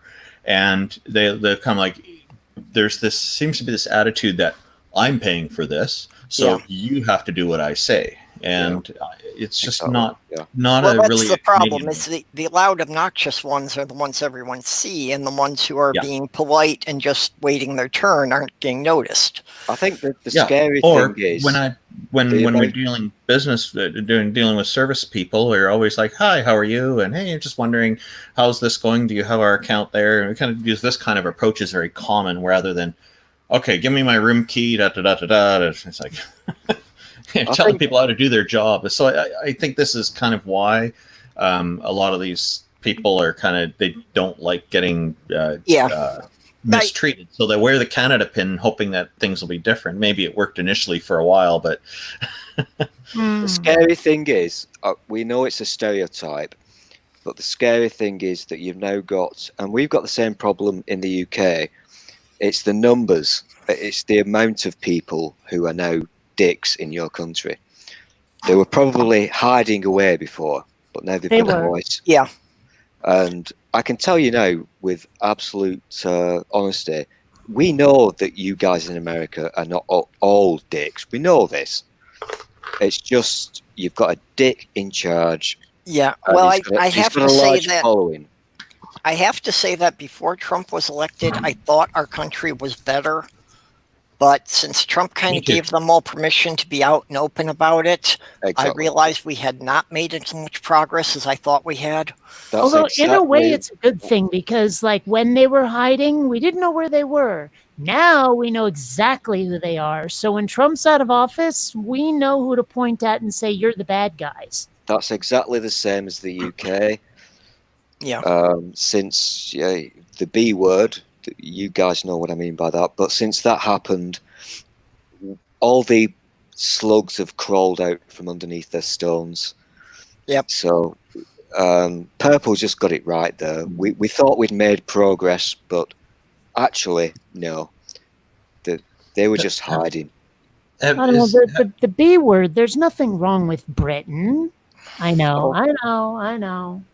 God, I so want to slap you.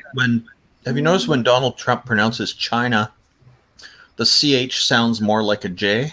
He always says Gina. Yeah. I've been doing my best to avoid watching him, listening to him, anything. And no, I hadn't noticed that because of that. Well, I don't watch him directly, but of course I see clips of his speeches that other people are using to respond to.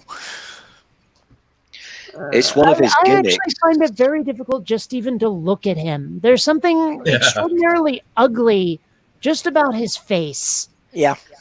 Well, if you want to talk about ginas, there are some good photographs of him where you see his neck, and it does look a bit like a gina. Oh, And one of the big pieces of news that's been thrown at me repeatedly today is that Trump's personal valet has tested positive with the COVID-19. Saw yeah, that. yeah, yeah. Now, Wondering where, if anywhere, that'll lead.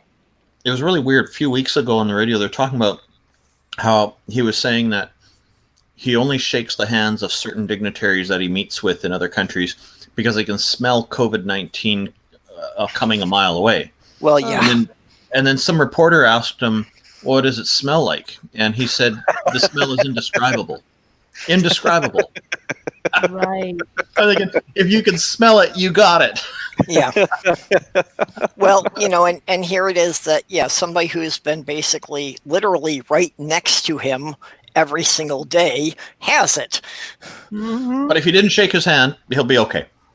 Well, Well, I Trump actually is- posted something on Facebook where I was like, is it against the terms of service to wistfully imagine a world in which certain people succumb to this virus? I'm like, I'm not saying I would ever do anything actively about it, and I certainly don't want the Secret Service climbing up my ass. But at the same time, I've been fantasizing just a little bit about Yeah. certain people succumbing. Yeah, we all do it. Well, You've No, No, nothing to we be if don't. ashamed only of. we- I don't do it. I don't wish that on anybody. Oh, well, you're Canadian, so you're polite. Mhm.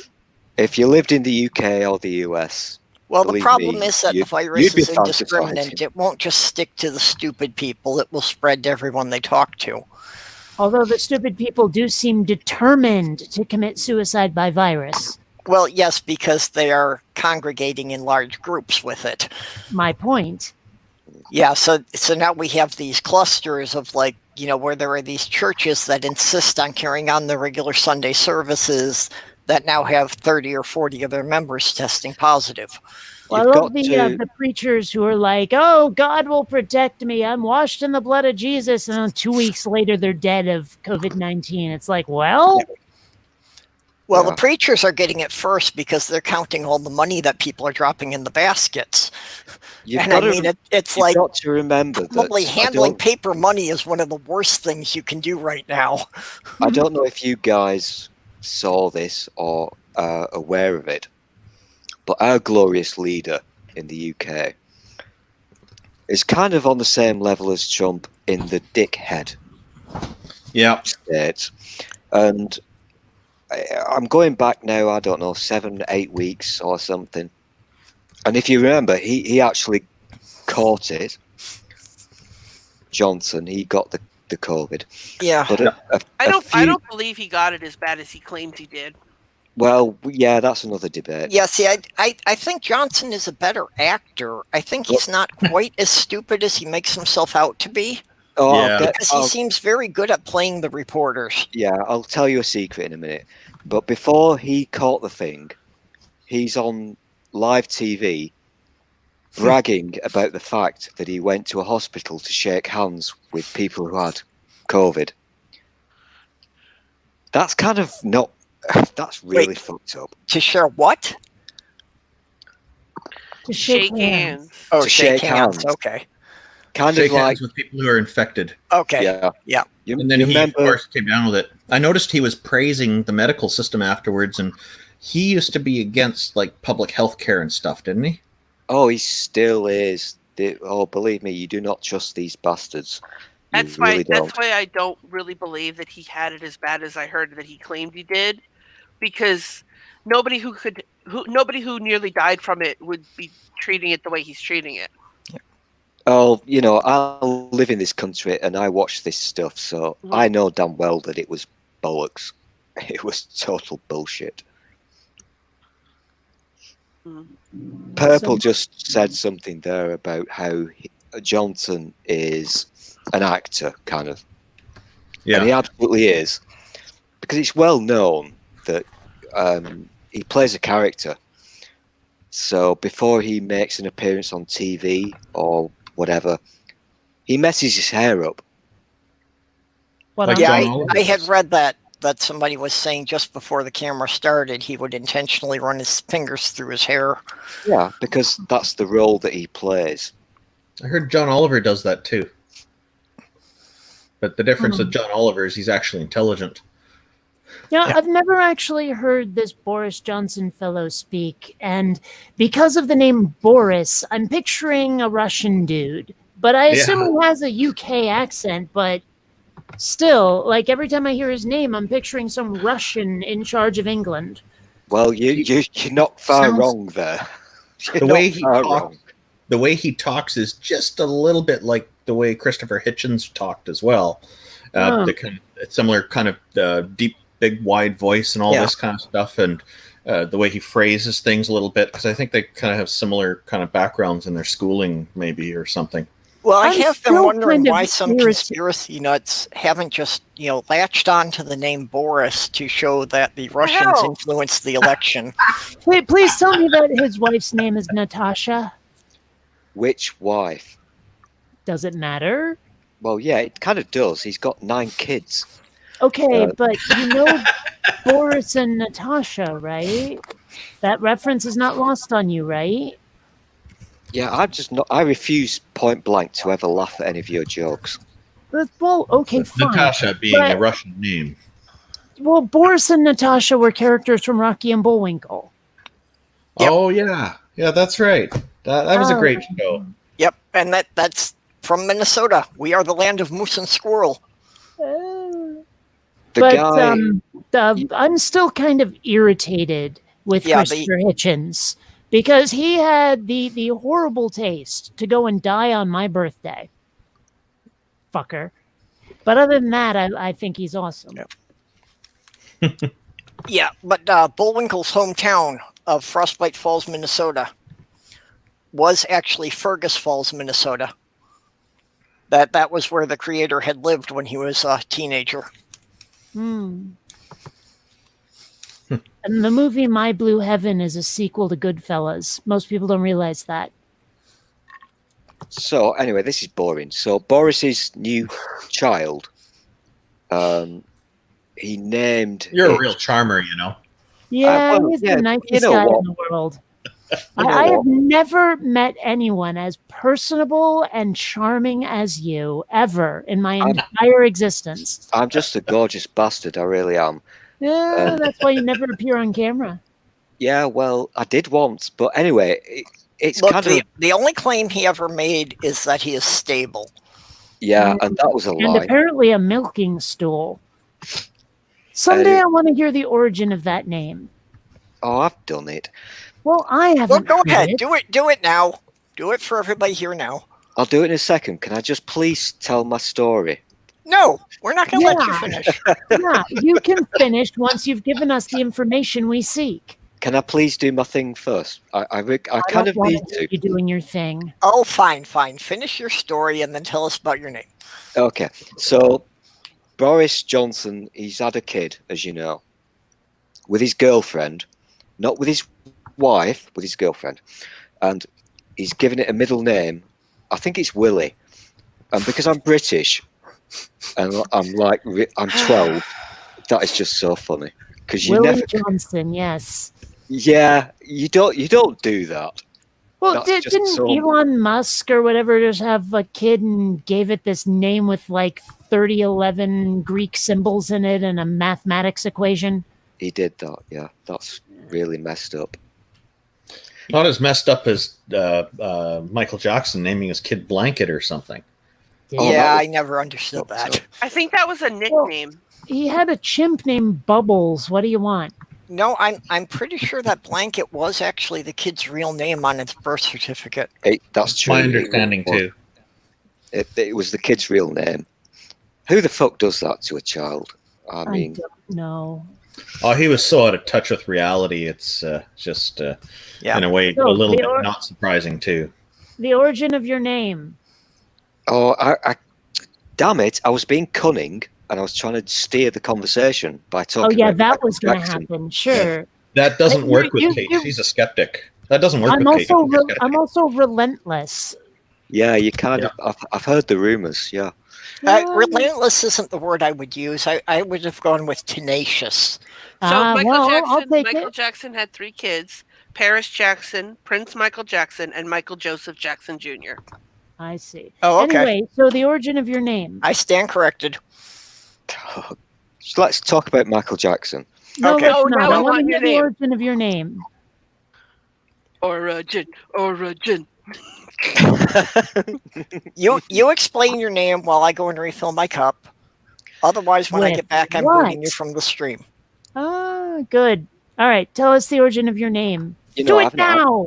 I've not had coffee yet. Okay. My original Twitter account got baninated because I said a bad word. I told you this yesterday. I said a bad word to that girl who's got blonde hair from Fox News. Tommy, Lauren, whatever. I was just going to say which one.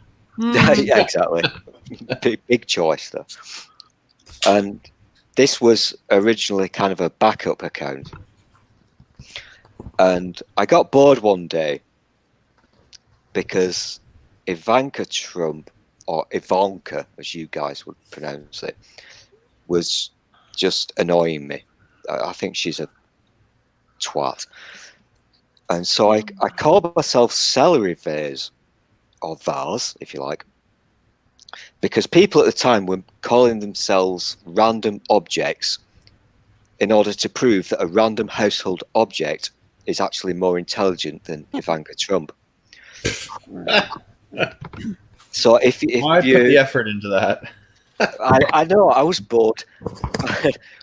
And there's there was a really funny Twitter account. It's still there, called Turnip, and he was running for president 2020 because a turnip is basically better than Ivanka Trump. And so Celery Vase was my backup. I lost my main one, which I missed dearly, 15 years old. And so that's the origin of that. And a very stable milking stool. It kind of does what it says on the tin. You remember one day, long ago, Trump called himself a very stable genius. Mm-hmm. Oh. So I just thought, yeah, what the fuck, I'm a very stable milking stool. And there's science behind it, because if you understand tripods, i.e. having 3 legs, they're very stable. Yep. Okay. So there you go, boys and girls. You Yep. heard it here first. A 3-legged So- stool will be stable on any plane, whereas anything with more legs will not necessarily rest well. This is very So true. the one thing about something you said, Ivanka makes sense, more sense than Ivanka, because most foreign languages, like the A is inevitably an ah sound. But I've noticed a tendency on the part of British people to default to ah when they Yeah, look at the well, letter that's A. That's the And correct way to do it. there's Because but see, in foreign languages they do it. But the thing is, there's a British entertainment channel I watch on YouTube where they talk about movies and TV shows and stuff. And while they were talking about the movie Joker, they kept calling the dude, the main actor, they kept calling him Joaquin Phoenix instead of Joaquin, which is how it's supposed to be pronounced. So, and everybody gave them a mountain of shit for it.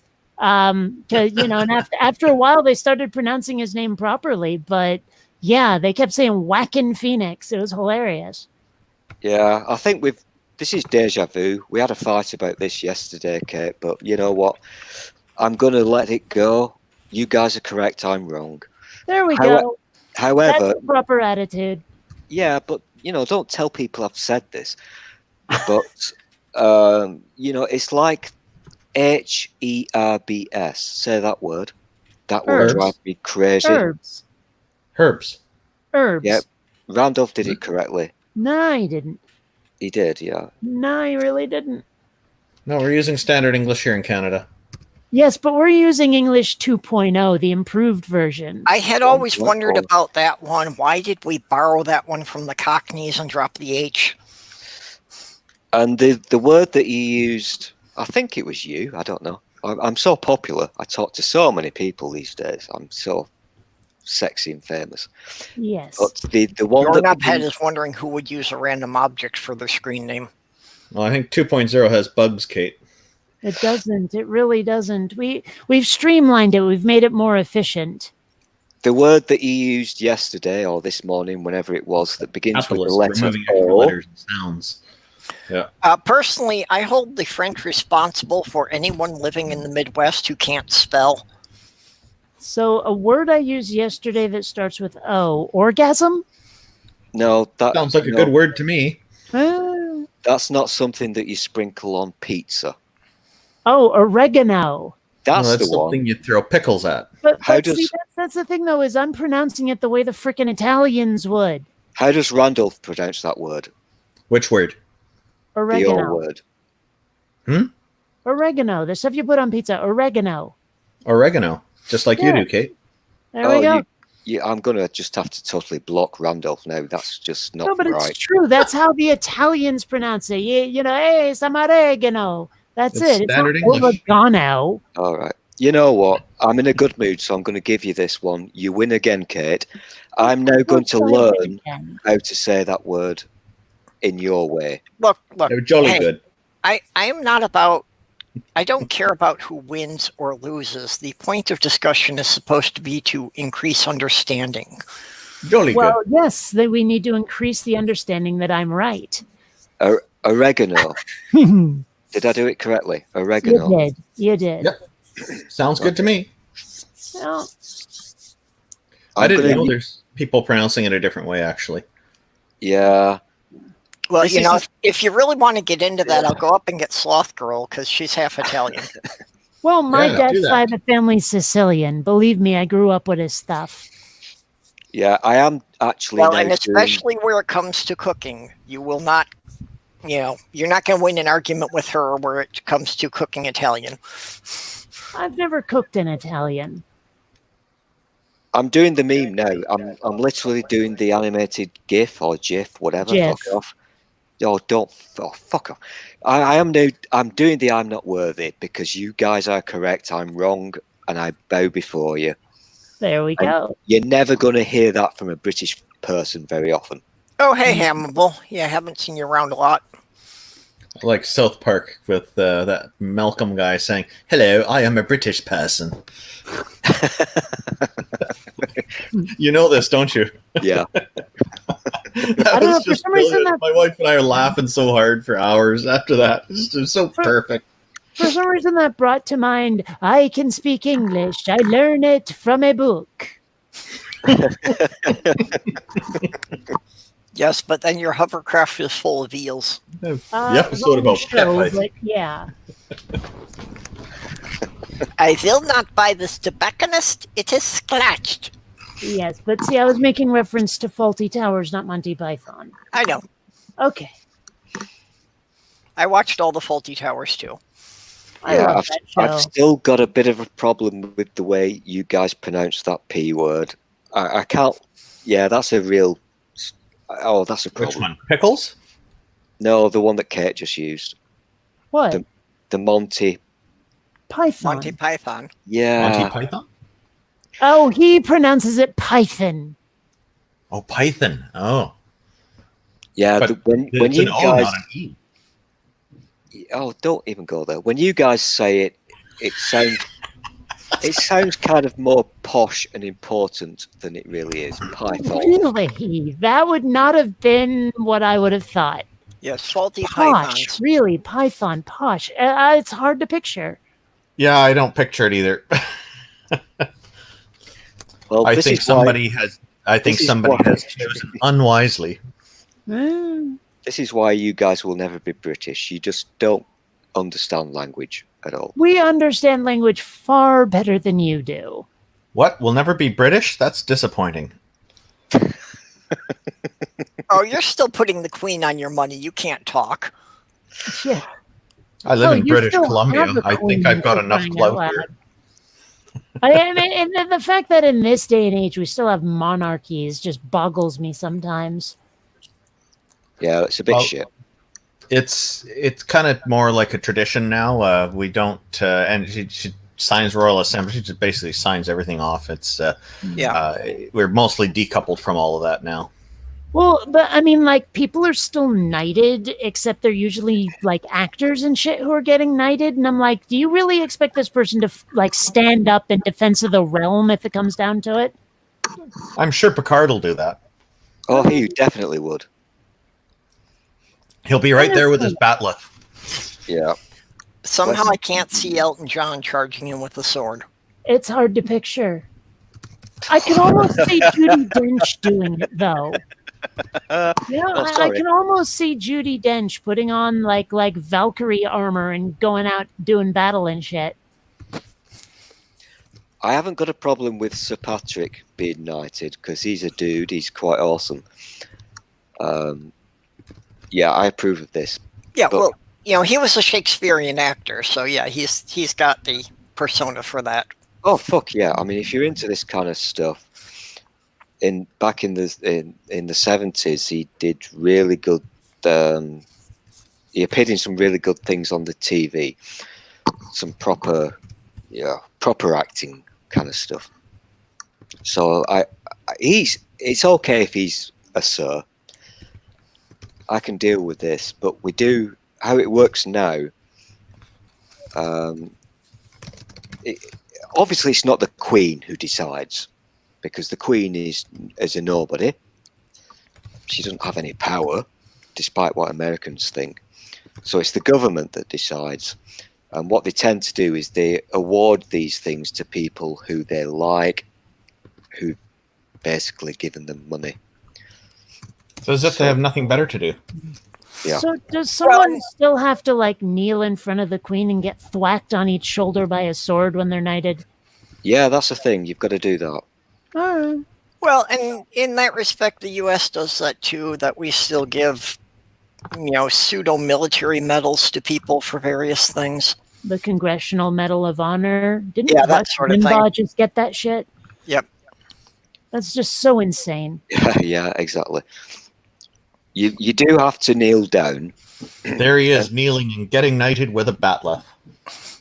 And, we've progressed now. So, can you see what he's holding on to? Get a little stand to hold on to, because most people who get knighted are old and they can't stand up or sit down. So, get a little thing to hold on Right, to. so you got a little handle to lean on to stand up again. So I was actually quite, I'm not going to say old, but it was a long time, let's just say that, before I learned how a female knight is referred to. Like I always figured it would just be lady this, lady that, whatever. But no, the whole dame thing came up, and I was like, but I thought a dame was like a sexy chick during the Depression and the whole that shit.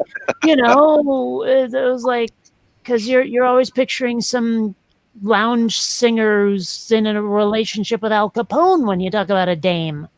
So it's lady versus lord and knight versus dame kind of thing? Sort of. Kind of, yeah. Paired up? Huh.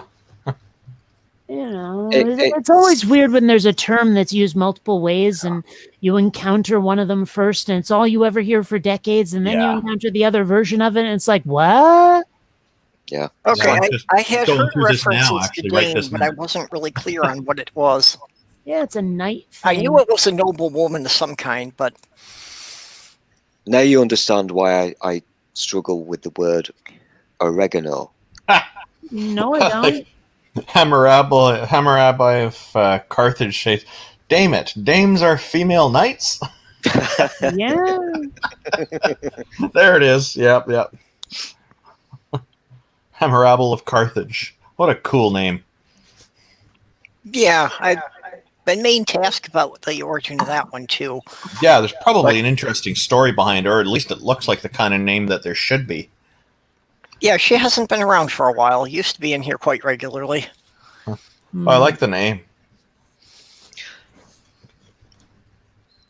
So, I'm kind of If being a you good care to boy. give us the I didn't mention story what behind your Purple name. just said in side chat, because I'll get baninated if I use that word, because Americans don't like that word. Wait, which word? She used the T word. T. Tight? Towers. Oh, I see the one. Okay, that one. Yeah, but you guys also pronounce it differently. Correctly is the word. you're No, looking for. differently. Because honestly, the way you guys use it and the way we use it, not the same. Yeah. When I use it on the tweeters, I put an R after the A and before the T, that means I can get away with it. I see. That's I am called- so confused as to what this word is. Why? Don't forget to bring a Oh. tower. See, honestly, that word is probably less, I hate to use the word offensive, but, than the C word. At least in Yeah, the I United don't- States. Far That's less. kind of weird because I'm multitasking. I'm just Googling something for you. I was just reading that. That's Okay, so that's her kind explanation. of cool. If you're familiar with the TV show, at the start of each episode, Sorry, just laughing at the comments It- here. kind of This an is great. anagram thing. Faulty Towers, the letters were rearranged. Yes. And the famous one, and it still baffles me to this day that they were allowed to show that word on British TV in the 70s. I don't know how they got away with that. That was The just flowery not a thing. clots. Blame Canada.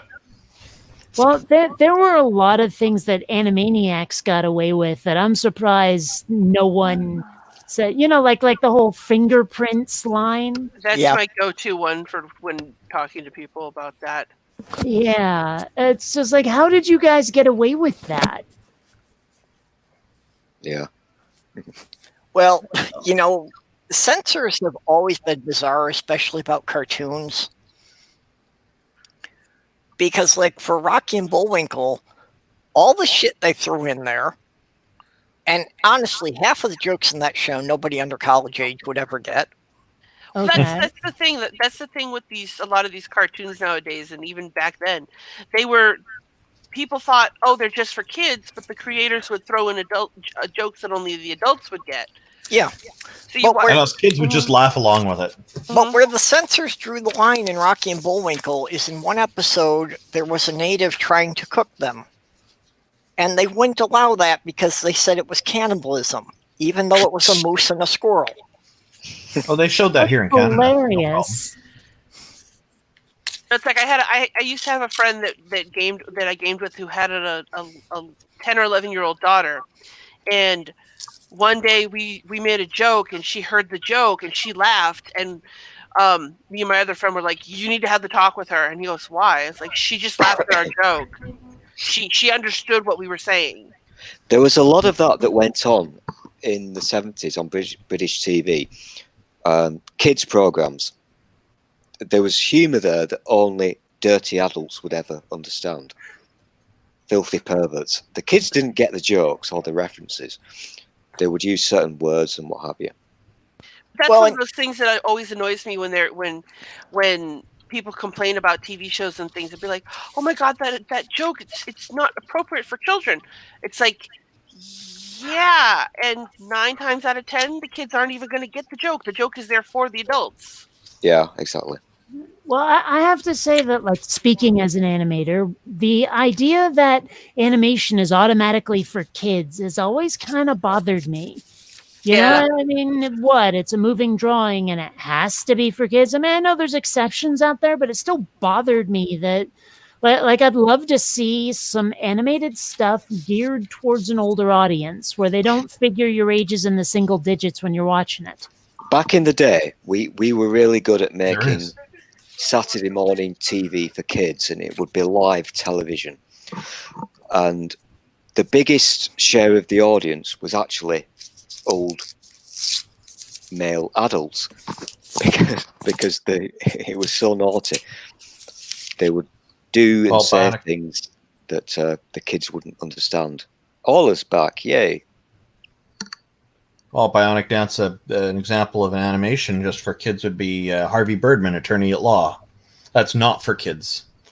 Never seen it. Don't know it. But I mean, I was thinking more along the Oh, lines it's of like worthwhile a watching that feature one. film. You know, like okay. Like rock and roll, heavy metal. Well, that was really the No, whole not concept. exactly. Not behind exactly. Adult That's Swim. not what I was really where Yeah. I was going Yeah. with that. I was thinking more along the lines of, say, like Eon Flux, for example. Okay. Although Eon Flux tried to be really weird and esoteric, and I don't think it worked, but it was definitely no, it didn't. not. That show pissed me off because it's like I got to the last episode and I was like, I sat through it for that. It needed a better conclusion. Well, it's not like it really had a story or a plot to begin with. I just felt really suckered that I'd wasted the time watching every episode to get to that. I don't know. It's just, it seems like for a very long time you couldn't make an animated movie without turning it into a musical and a comedy. Yeah. Yeah. Well, that's basically because everybody was trying to follow the Disney model. And I really wish they wouldn't. Man, I'd love to see Pixar throw themselves into a project that's kind of like, say, Battle Angel Alita, the way Jimbo Cameron did that thing. You know what I'm talking about? Yeah. I mean, because a lot of the movies that are completely live action could be amazingly animated as well. I mean, there's no reason it has to have live actors in them. No, seem to taking remember- a live action movie and animating it generally works a hell of a lot better than taking something that was animated and trying to make it live action. True. I seem to remember Although there's I some am interested to see a live action Akira if they could do it. Well, I think Lord of the Rings was done in cartoon form originally, wasn't it? And then there were some other cartoons in those times but that were Ralph very Bakshi adult-oriented. sucks. Actually, Sorry? there were 3 Ralph animated Bakshi versions. is terrible. He's not a Yeah. good. I don't like him. There were actually 3 animated versions of Lord of the Rings before they made the live action one, and none of them were done very well. Well, I they don't did a know, I Star Trek might- cartoon too, right? Oh my Yeah. gosh, I hated that. A lot Yeah, of people did. There was a Star Trek cartoon. Well, you know, the introduction to the original one is our 5-year mission. And the show only ran 3 seasons, but Roddenberry had actually, you know, kind of framed out scripts for 5 seasons. Wow. Oh, So the this is- cartoon was actually made with the ideas Roddenberry had penned down for the remaining 2 seasons. This is deja vu. I think we had this conversation yesterday. I did not like the animated series because I was young at the time, and it was just shit. It was just absolute fucking shit. Well, it was done by Hanna-Barbera, which was about the cheapest, laziest animation. Oh yeah, yeah. This is true. Can you, before I get annoyed, can you just share my screen purple because I want to show Oh. everybody my flowery twat. Yep. And that's a word that I don't think That's a classic one, yeah. Yeah. And it still I amazes think that's me one to of the this words day. that the British take more exception to than Americans do. We don't object to the word in any way whatsoever because we're kind of cool, but it's still amazing that that was on the TV screen in 1970 whatever. I don't know how they got away with it. Just as far as, you know, feeling it's something that's not appropriate if children are watching. Yeah. It was shown. Do you remember in the 90s when like the public access, the cable access channels got really popular after Wayne's World, right? Well, I was in Seattle mid 90s and I was flipping through channels, a total insomnia. It must have been like 1 a.m. And I hit the cable access show and it's showing just full on flat out porn. And I'm like, what the hell? And there was this guy, I forget exactly what he called himself, but it was some horrible, horrible sex pun. And he had this show where every night at about 1 a.m. he would start showing porn and reviewing it and all this stuff. You know, and one other night I'm similarly having insomnia. I'm flipping through channels and I get to the cable access show and it's his show. But I happen to notice that one of the people in the studio with him is someone I knew from my classes at the Art Institute. And I was like, hey, wait a minute, what's going on here? I know that guy. And the next thing I know, he's getting his dick pierced on camera. I'm like, okay, yeah, all right. I have something to talk to you about in class tomorrow, don't I? I think I just changed the channel if that half. Just don't want to see it. Yeah. Bless you. Thank you. Oh, we Also- must not. Hang on a minute. I'm British. We're not allowed to use German words today. It's VE Day. I've got to be patriotic. Okay. We won the war. You got to talk to Bad Tempered Badger. You two would be hilarious to listen to talking. I am Ruh-roh. familiar with It'd be a Badger. great match. Yeah. Badger's Are you Uh, familiar with Bad Tempered Badger? Oh, yeah. Yeah, we played Yeah. together. Okay. Not in a gay way, but... Yeah, I know. Who cares? Oh. I mean, if you had. Yeah, it's kind of weird what Kate was just saying about how you guys have this weird moral compass that is so fucked up, and you find it kind of weird to see stuff on your TV screens that, for me, whatever. You know, we see tits and bums and dicks and cocks and fannies and Yeah. whatever, and it's no big deal. Whatever. Yeah, there's no real logic to what the U.S. censors will and won't allow. I mean, mentioned- they're probably much more likely to allow like swearing and violence than they ever are to show something that has to do with sex or genitals in any way. Oh yeah, you can show somebody getting decapitated. You just can't show a woman without a shirt. I was Yeah. talking about this yesterday. If you're not familiar with the program, Yeah, it's TV called doesn't show decapitation Naked properly. Attraction. Hollywood in doesn't the get it. UK. And No, but Naked I mean, like- Attraction is basically you look at people's genitals to decide if you want to date them. That's Gentles? fucked up. Genitals. Oh, okay. I was thinking British people have a funny way of saying that. I'm not sure that I could judge someone based solely on their naughty bits. But that's the thing. Oops.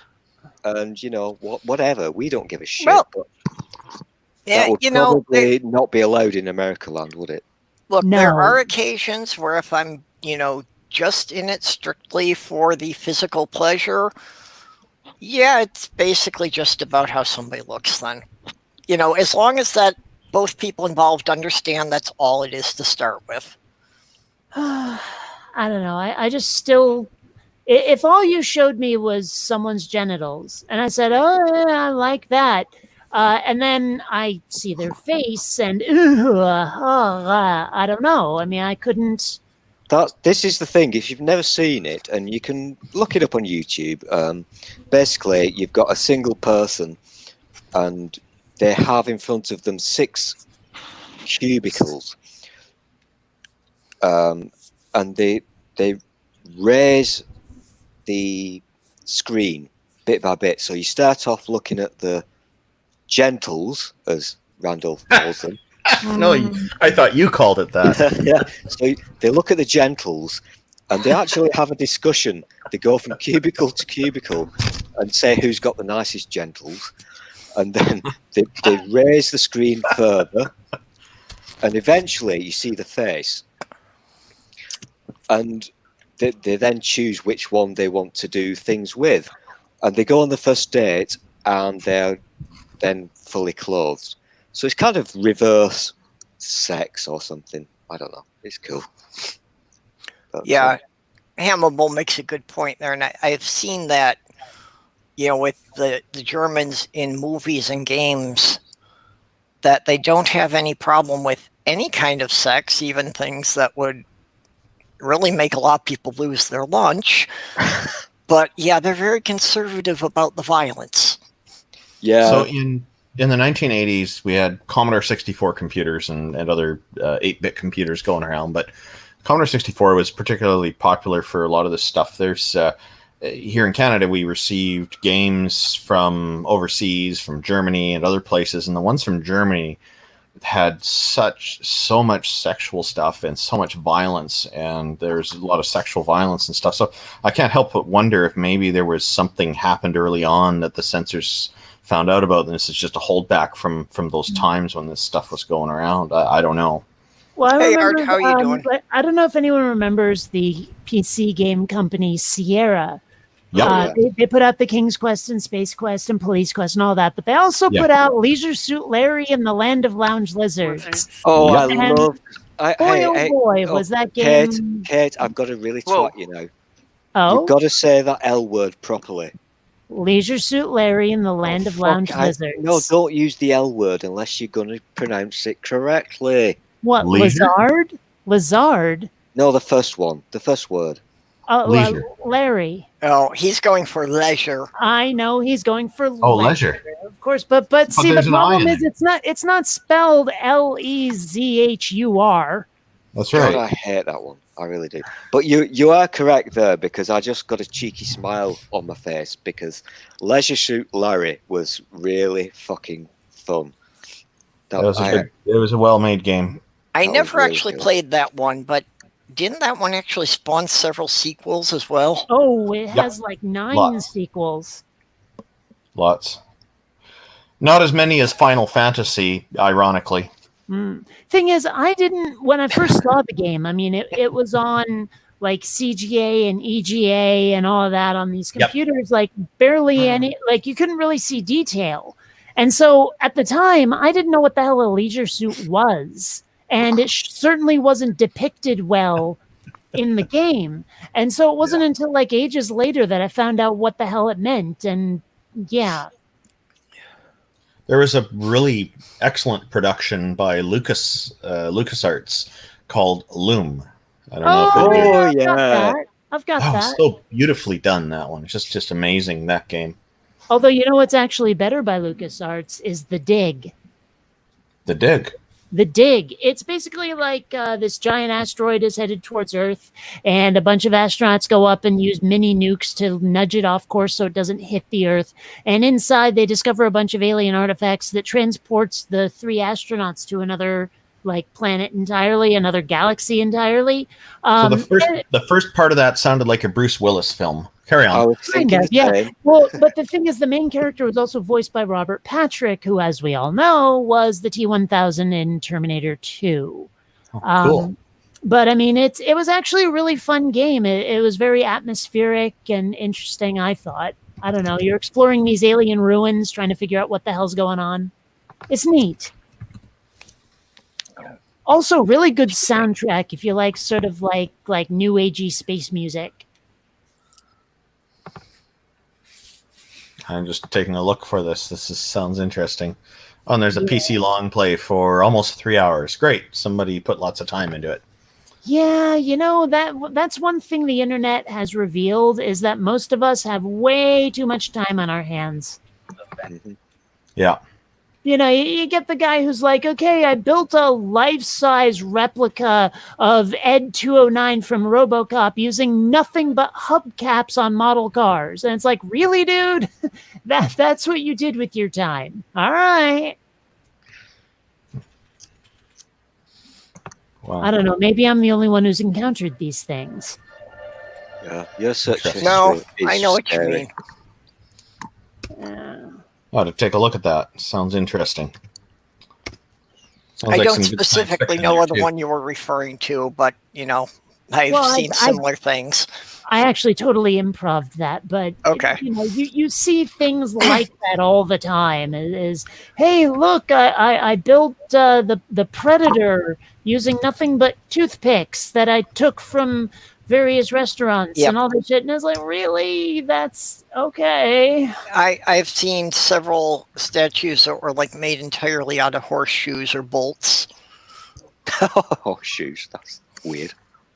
Oh, they're talking about G.I. Joe cartoons in the chat. Remember the Transformers and those robots would have to grunt and groan while they're lifting heavy things? Yep. Hey, okay, that was one of the things that also kind of bugged me about animation. I mean, you watch a movie like Who Framed Roger Rabbit, but all of the tunes that they had were like Looney Tunes and Disney style stuff. And I would love to see something in the style of Who Framed Roger Rabbit, but instead of Disney and Looney Tunes, it's G.I. Joe and the Transformers are the tunes that'd be that are good. there. I think that would be badass, but because, again, American companies think, oh, animation, that's for kids, it's got to be comedy. Your idea to put them together like that is good with that style. I think that would work really well. This is why I've got a problem. Hollywood of it. This is why I've got a problem with the Star Wars animated shit. Because it's too cartoony for me. Mm-hmm. You need a bit of realistic, sexy stuff, not cartoony. Like in Who Framed Roger Rabbit? Yeah, I'm not. Yeah, whatever. Well, you know that this all just kind of brought this full circle of how I got here. What, your parents had sex during an animated movie and then you No. were born? No, While you naked said how women were you throwing got pickles at here, them? so While naked women were throwing pickles at them? Yeah, that is so my dream. For anyway, tonight. go on. You were saying? I only discovered there was an online atheist group because I was trying to look for episodes of the original Transformers on YouTube. Oh, interesting. What happened to Kate? Hope she'll make it back. Yeah, look, there she is. She's been kicked out for Yeah, Oh, I keep, good, you're back. pronunciation. keep losing my connection or something, and it's also midnight 36 here. I think I'm going to go to bed. Okay. So I will catch you, Eva. I was Genius, just going to later. give you credit for causing all of this, but Oh, okay. Well, Oh, she's going to stick around to hear this. Go ahead. yes. well, it's after I had my hernia surgery, I was looking for episodes of the original Transformers on YouTube. But since I was searching for 80s animation, it brought up Kate's channel. Cool. So then, pretty much bombed out of my head on painkillers, I sat and binged watched most of her old collection. Wow, because there's more than 1,000 videos. To be fair, you Yeah, do have to You be know, quite and just pissed because I was to watch watching her so many shit. of those, then it started bringing up all of the other atheist creators of Vice Rhino and genetically modified or godless engineer and that, and Paulogia. Yeah. You know, so it's like I'm here just because I was looking for the 80s Transformers. Nice. Yeah. And you know, I Bionic still Dance want to pronounce his name Pelosia. I can't. Anyway, go on. Yeah. Bionic Dance is one of the early ones from what I know. It's one of the first ones I've come across. I've been making videos for about 12 years now. Yeah. Yeah, So- and that's what I was finding was that some of the stuff was like 10 years old. And, you know, and yeah, she does not get enough credit for the animation work she does. That Oh, yeah. Oh, hey, you know, Prophet of Zod was asking people for like to sing his theme song, to make up lyrics and sing his theme song. No. Yeah, it was this thing he asked for on his most recent video. Well, I decided to go a bit further and animate what I sang to his theme Great. song, and I'm hoping he uses it at some point. Oh, hopefully he will. Oh, you put extra effort into it. He's the kind of guy I think who would probably pay attention to that. Yeah, well, and I also had a really fun time voicing the Virgin Mary in one of his animations. Anyway, I really am going to go to bed. well, so. and it was also Kate's animation that ended the Peanut War. 'Cause Yes! when she came out with that, it's like everybody just dropped it. Nope, we can't compete with that. Yeah. Anyway, I'll catch you later. All right. Good night. It's great to talk to you again. Yep. Oh. Yeah, she still says leisure the wrong way, but whatever. Okay, Nigglebot's asking if I met him in a Telltale video, and that's certainly entirely possible. Telltale was also one of the first creators that I ran across, probably in the first 10. Nigglebot is the artist who did the avatar I'm using tonight. Yeah, it kind of has me thinking of the Baby Yoda stuff a little bit. It's Yeah, kind of a little chibi guy. yeah. So, and I haven't gotten to using him yet because I haven't got any videos together since I moved, but he's also made me a collection with the same avatar of him, you know, doing some reaction things. Yeah. Oh, So those will be getting used in some of my upcoming videos.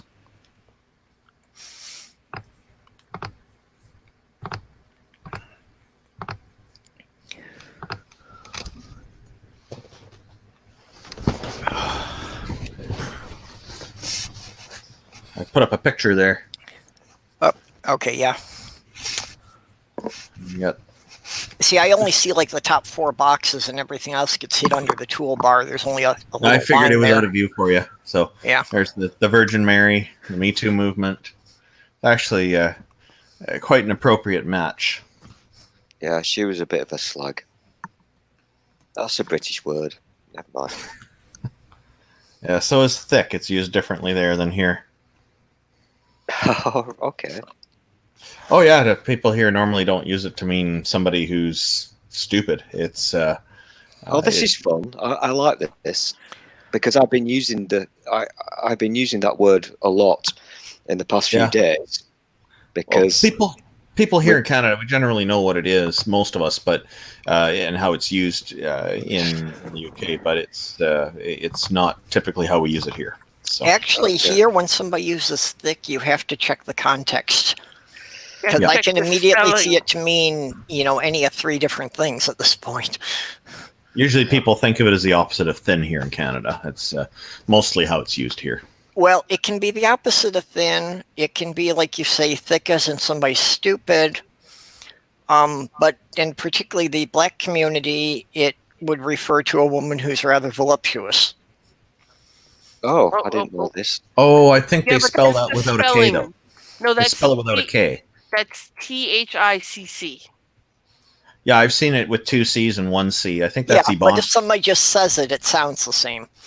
Yeah, but it's Ebonics, so.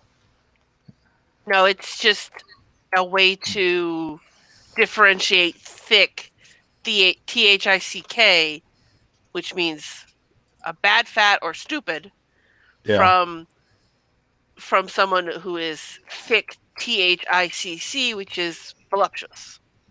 At least that's how I've always.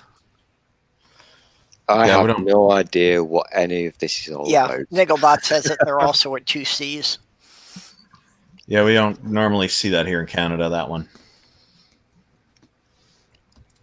Yeah, that's it is pretty much the African American community.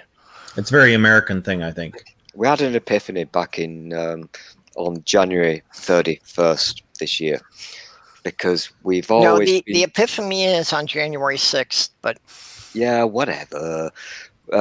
We've been told for the past 6 years that we're not allowed to call people thick, as in stupid. Who told you that? Because it's impolite. I'm talking about the people who voted for fucking Brexit. We're not allowed to call them that because we've got to be polite. And then on January 31st, magic happened on our TV screens, and it was literally proven live on TV that these people are fucking thick. And so it became it was trending in UK Twitter.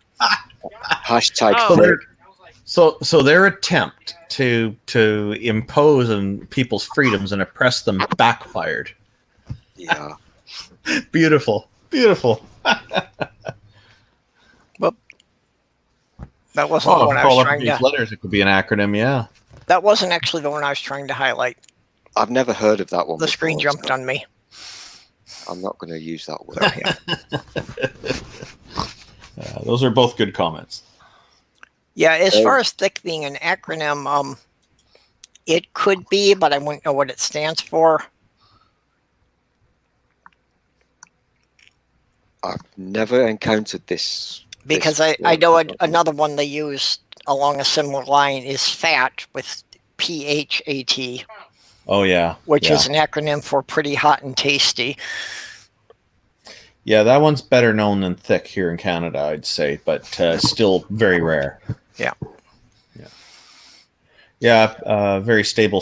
It's these are very specifically American vandalizations of the English language. Mm-hmm. Yeah. Well, yeah, and also very deliberate ones that, it can be a bit confusing with specific communities trying to stand out. Yeah, I've got to be very careful in case I say a word which to me is normal and yet to you guys might be really, really bad. Good night to Orla. Yep. Oh, Orla's going. Bye, night, Orla. See, that's the thing, though. Like, like the word that I'm going to refer to as the C word, right? Like, I won't say it, but if a Canadian, not a Canadian, but like if a European person or an Australian says it, it's like, okay, I know it's got a different context for them. I'm not going to flip my shit because Yeah. a Brit or an Australian uses that word. You Yeah. kind of have to self-censor yourself, because if I were to use words that I would use in everyday language, you guys would just shoot me with your guns and things, because you'd get really upset and angry.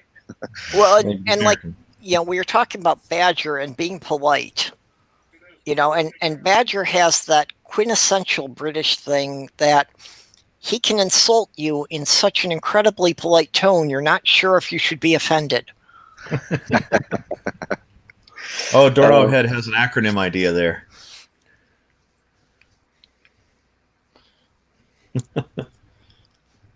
The hell is crowd control? There we go.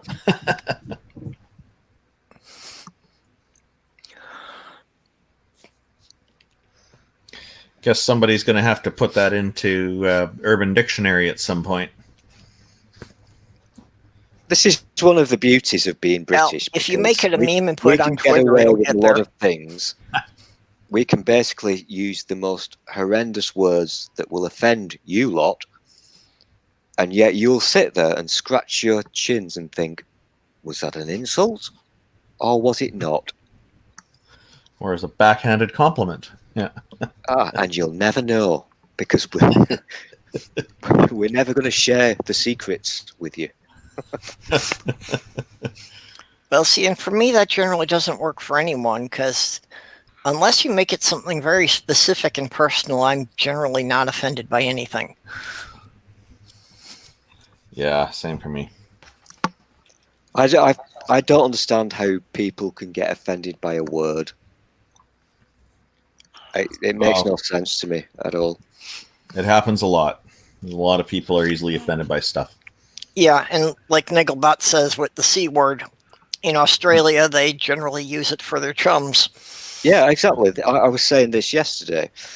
Aussies and us proper British people, it's you can use it in different ways. It can be a bad word or a good word, depending on context, and the person that you're using that word to will know what you mean. There's no confusion whatsoever. And again, it's one of the weird things about Americans that, just because there are references to, the anatomy of the different genders, it's like that automatically makes it something that we can't say in public. Yeah, it's kind of weird, though. Very weird. Yeah, and that's this weird, totally warped Puritan ethic that still persists in America. I don't understand it. Puritan. Yeah, yeah. You are fake Brits. You're not proper Brits. I kind of have a lot. I have a lot of patience for the Australians, because they're like British people, but shit. They just don't give a crap.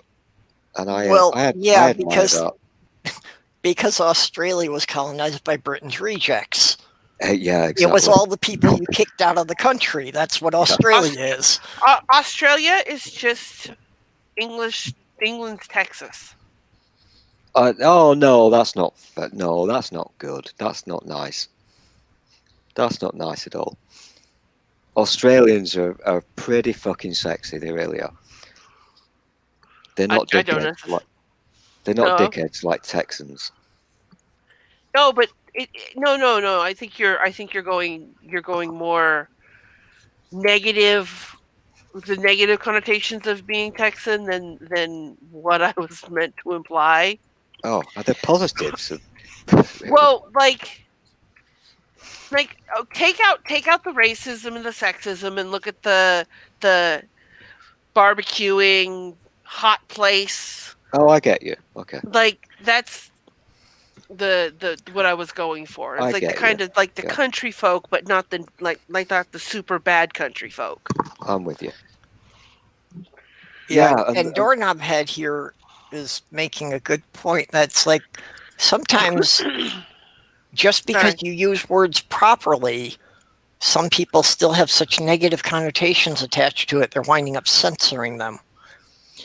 Yeah, it becomes an automatic programmed reaction of some sort. And we see this in video games too, where some of them have swear word obfuscators, and so they'll take words like sex and they'll put a bunch of stars there, and then when you have a word that has those letters in it, you see 3 stars in a row in the middle of the word. It's funny. Yeah. It's the silly things. It's just it's that kind of craziness where people kind of they're going overboard on it.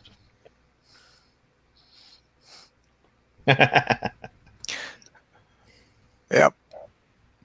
I got to go to sleep. Good night, everyone, and thanks for inviting me in. I appreciate it. Well, thanks for coming in. We don't hear from you too often. Oh yeah, I've been busy. Hi. I'm getting prepared for this upcoming conversation debate with Steve McRae. Oh my gosh! Is that actually you're gonna not gonna happen? do that, are you? It's the ball's in his court to say, yeah, okay, Saturday, May 16th is a go, and then we just got to figure out the time. But we're waiting for him to get back to us on that. So it's okay for the moderator. It's okay for me. So yeah, I don't know. Oh. It seems to me it's a waste of time because Oh my gosh! I did not realize that this. Are you really so sick? you'll spend so much time defining words you'll never get around to any actual points. Or you'll end up. Or you'll my end up. intent. Go ahead. No, you go ahead. I said, or you'll end up like what happened with the last one that he was in, where it's not a debate or a discussion; it's you being grilled for however long. Oh, you're talking about Snake was right. Yeah, that one wasn't moderated very well, and I found out what happened is the moderator had James. He was the night before dealing with Darth Dawkins, known as Duncan Atheism now, and he's kind of a handful for any moderator to deal with. So I think he was kind of still recovering from that. And but then they did a follow-up one where it was moderated much better, and I think Snake just totally won that one. It's he had Steve running in circles. He did quite well, and then but my intention is to start off with finding points of agreement. We'll probably laugh about flat earthers and stuff like that, because I think if it begins that way, we can have more constructive dialogue, and that's what I'm hoping to do with Steve. It's a good strategy. Yeah, and I think it's good because then it's more fair that way for everybody, and it makes for a much more interesting conversation, because as bad as a lot of people think Steve is, and I agree with a lot of it too, because there are a lot of bad things he said. He is pretty nasty to people. I think it's still possible to bring out some good in a person, find out what it is their views are. Like, he's got some serious criticisms about the Catholic Church and all the child molestation problems, their epidemic that they have. And I agree with him on that. And I think that we could probably talk a little bit about that as well. I'm hoping we can cover a few topics. Well, and then I get mean, into if he would focus on that instead of and then arguing, delve into our differences about the definition of atheism. Sorry? Yeah. As I said, if he would focus on that, that's one of those things that's been annoying me for the longest time with this whole this whole non sequitur thing, was him saying apparently he wanted to get back to making good shows like they were on the non sequitur. And my response to that has been, if you wanted to, you could have always done that. Yes. You could have just gone back. You could have gone to your own channel, made the videos you wanted to make, and then when you got the non sequitur channel back, put the videos up there instead of this. Yeah, he's unfortunately for him is by doing that, going off in that tangent with all this negativity, I think he's alienated himself from a lot of his audience, and a lot of them will probably never come back. Well, yeah, that's the thing. Like like he wants the non sequitur show back. And my opinion is that he wants it back because of the fact that it's got so many subscribers. Oh yeah, that's hard to recover that. Yeah. Well, yeah, to get the audience. But my honest thought is that when people realize, oh, it's going to be back and it's going to be Steve, they're going to be like, I'm going to unsub. Well, See, I I do expect think- you'll probably lose a pretty good percentage of it, but And as much as- I've only been aware of Steve for about 2.5 years, Yeah. but I feel that even in that time, I've seen him decline. That I think when I first started watching him, he was doing better debates. I've heard this a lot. I've encountered this kind of commentary a lot, and I think, you know, as much as I disagree with him on certain things, and we're kind of at odds on various issues, I do think that even if he was somebody I completely disagreed with on just about everything, and maybe even if I was to dislike him, I would still think that he deserves to be treated fairly in the scenario that was set up with Kyle, that they were working together. That's not Yeah. that's not at all what I was referring to. No, I know you're not. But I'm just adding this in, that I think it's important that people be treated fairly, even if they are pretty nasty people. You know, justice still has to be equal and fair to everybody. So. Mm-hmm. Yeah, and they were a good team from what I understand, as well, as Doorknob Head is pointing out here. And it's a shame. Like, I get a lot of comments now because of this debate coming up, a lot of private comments from people, a lot of them telling me that they're hoping I'm going to destroy him, and that's not what I want to do. I want to find where we can develop a common understanding. Yeah, no. 2 years ago, Steve and Kyle put on a good show together. Yeah. You know, and I would like to see him get back to that. The craziest comment I received was somebody saying that they hope that I will nail his balls to the walls. My reply was, I'm not going near anybody's testicles, but it's just, it was just like the people, the vitriol, the anger, the frustration that people have. And quite a few people have commented that they will not watch anything that Steve is involved in, but they'll make an exception for this because they really want to see this. And so it's this to me is an interesting comment, because I feel like they're interested in what I'm doing, and I'm glad that I can bring this together, and I do hope it happens, because I'd really like to kind of get this figured out if possible. We may not, and probably won't, but you know, it's worth a try, I think. And I think, you know, he's got a lot of very strong ideas about this stuff, so I'd like to try to get it articulated in a more straightforward kind of fashion if possible. This will not end well. I think the reason that you're getting That's a common prediction. the reason that you're getting so many people saying that these things to you is because they're tired of watching him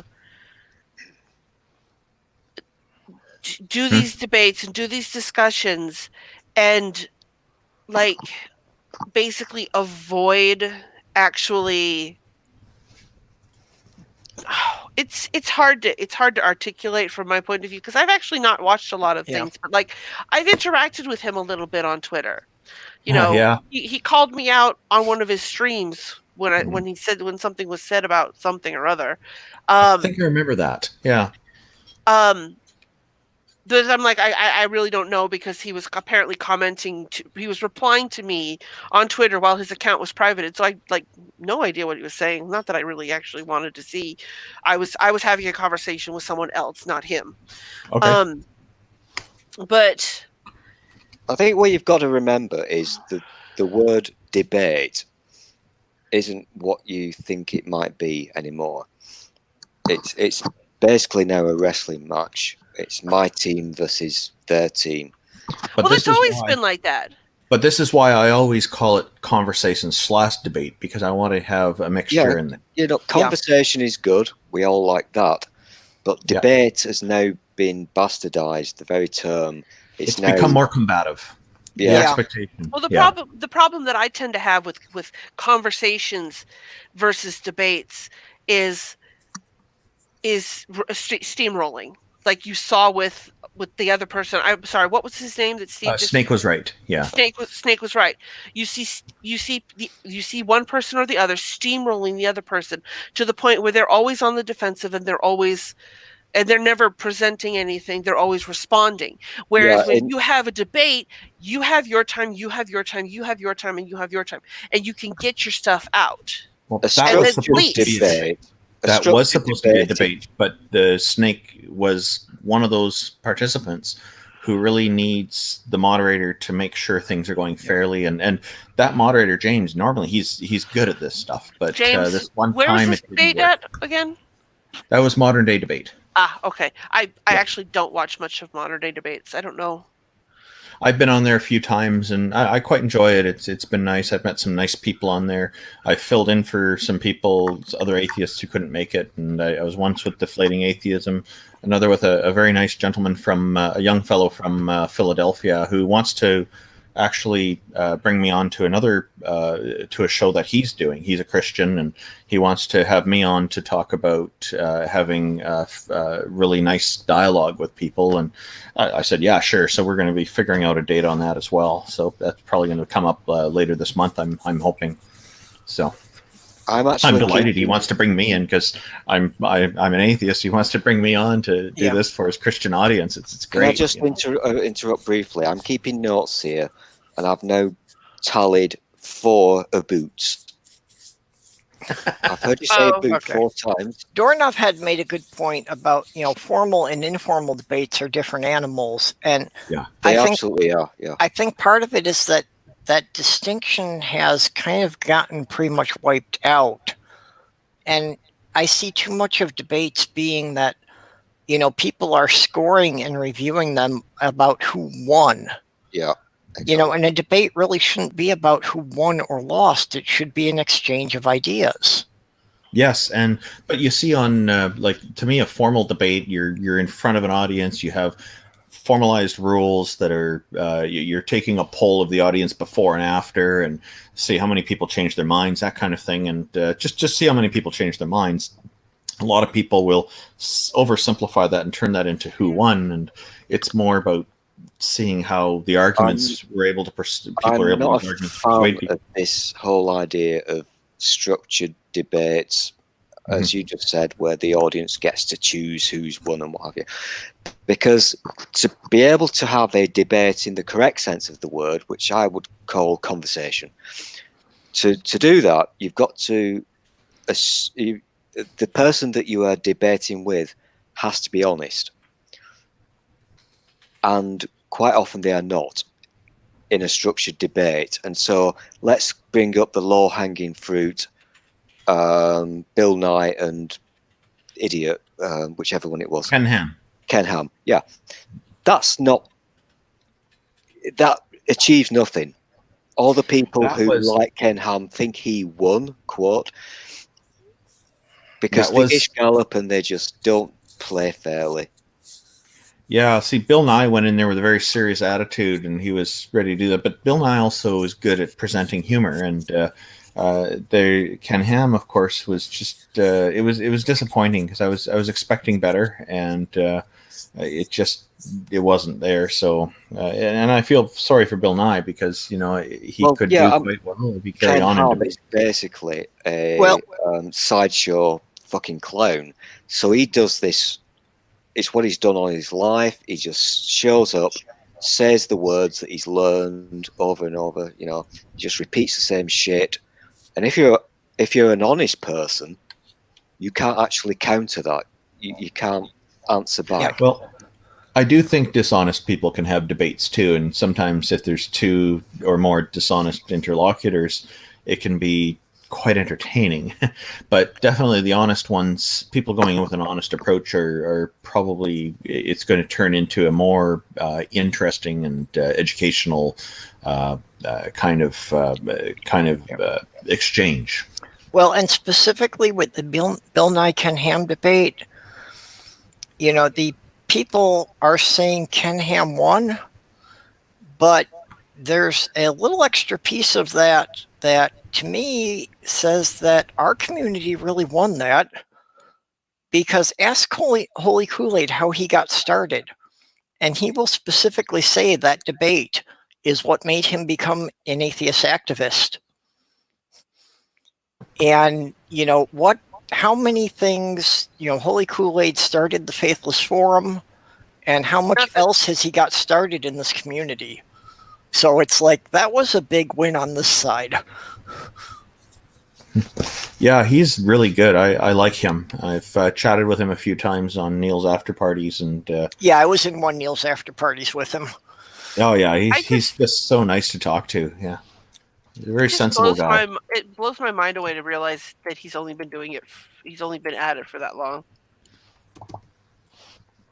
We lose track of time quickly, It's I look back on this and holy cow, I did something on Twitter here 2 years ago. I still feel like a new user on here. Yeah, the time does go quick, and I'm realizing the same thing. That actually, March was 2 years since I started this channel. And okay, I was active for maybe 6 months under another name before that.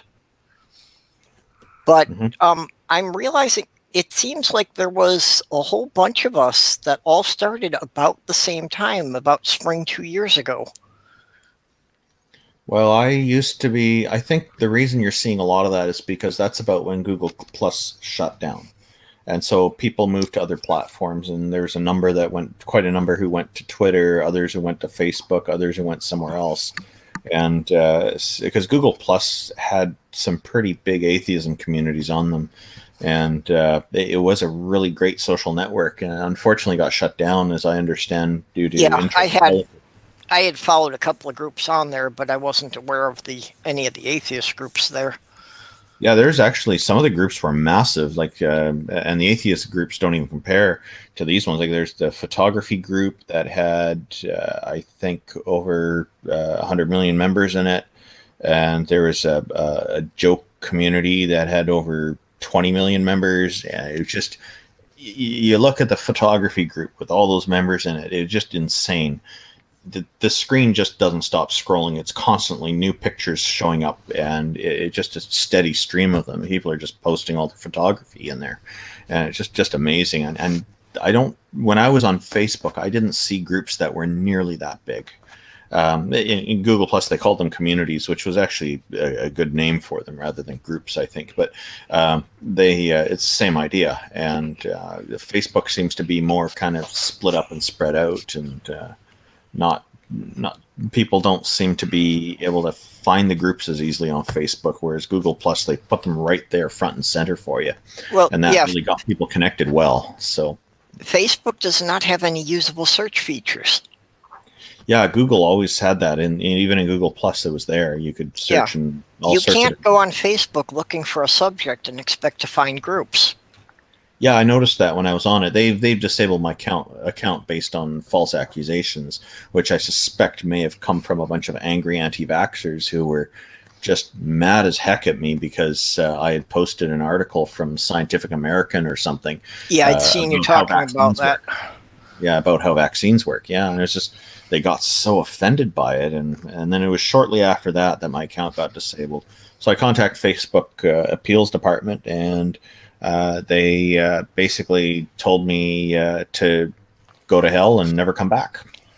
So that's why I'm not on there now. So I've my Facebook account is still active, but as I've said before, I haven't used it for about 2 years, and I refuse to point blank. I will not go anywhere near Facebook or WhatsApp because I don't like the people who own it and run it. WhatsApp, Randolph, there's a difference. I don't take a hint as easily as you do. YouTube deleted my channel twice before I uploaded my first video, but I'm still here. No. This wasn't a hint. This was a direct message from them to never use their system again and never come back. They explicitly told me that. Yeah. No, they were quite certain about it. And I mean, what the heck? I even told them, look at my posting history, my chat history. You won't see anything that they're accusing me of.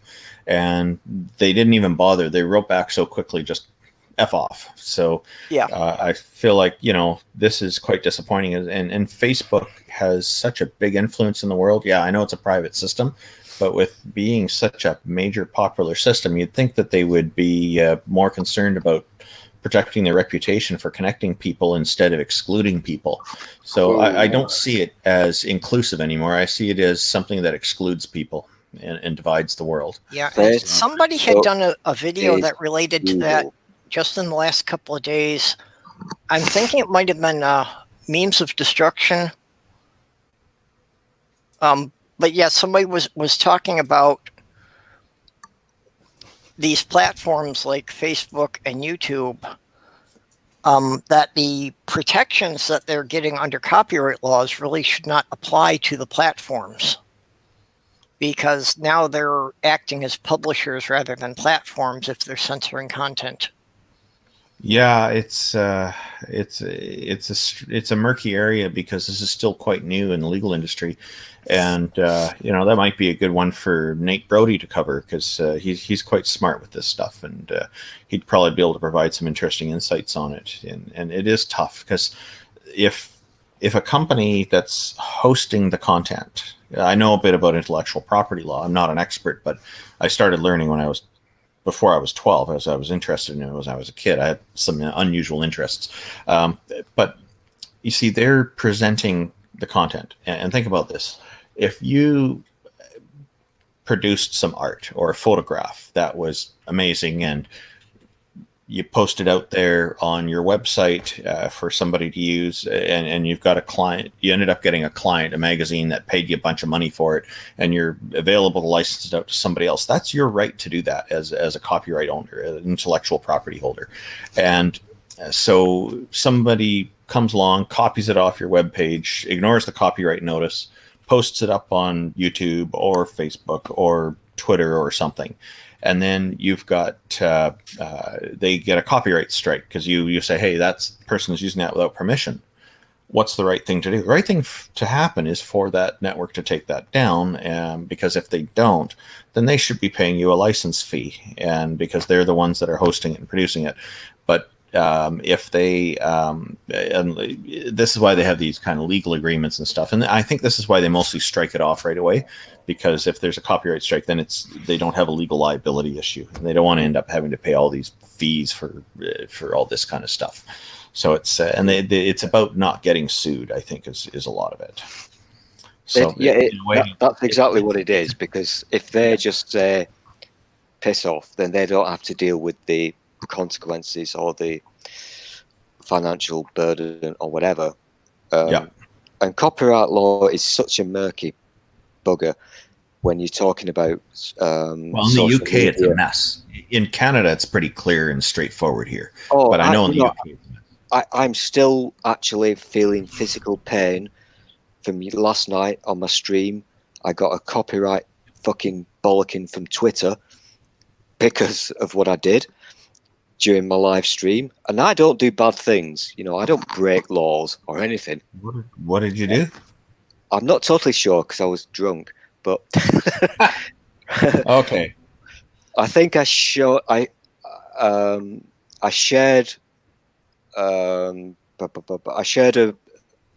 YouTube tab that was showing the opening credits, the opening theme to The Love Boat.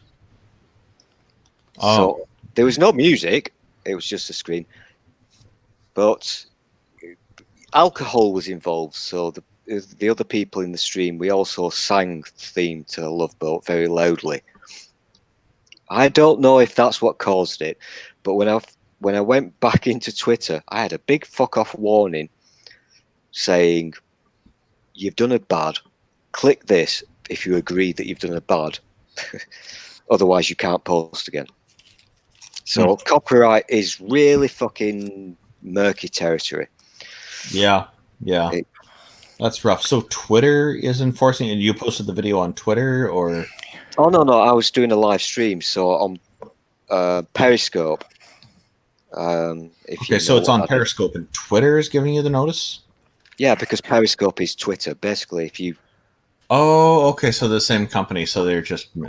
They should still be keeping that separate. That's not good.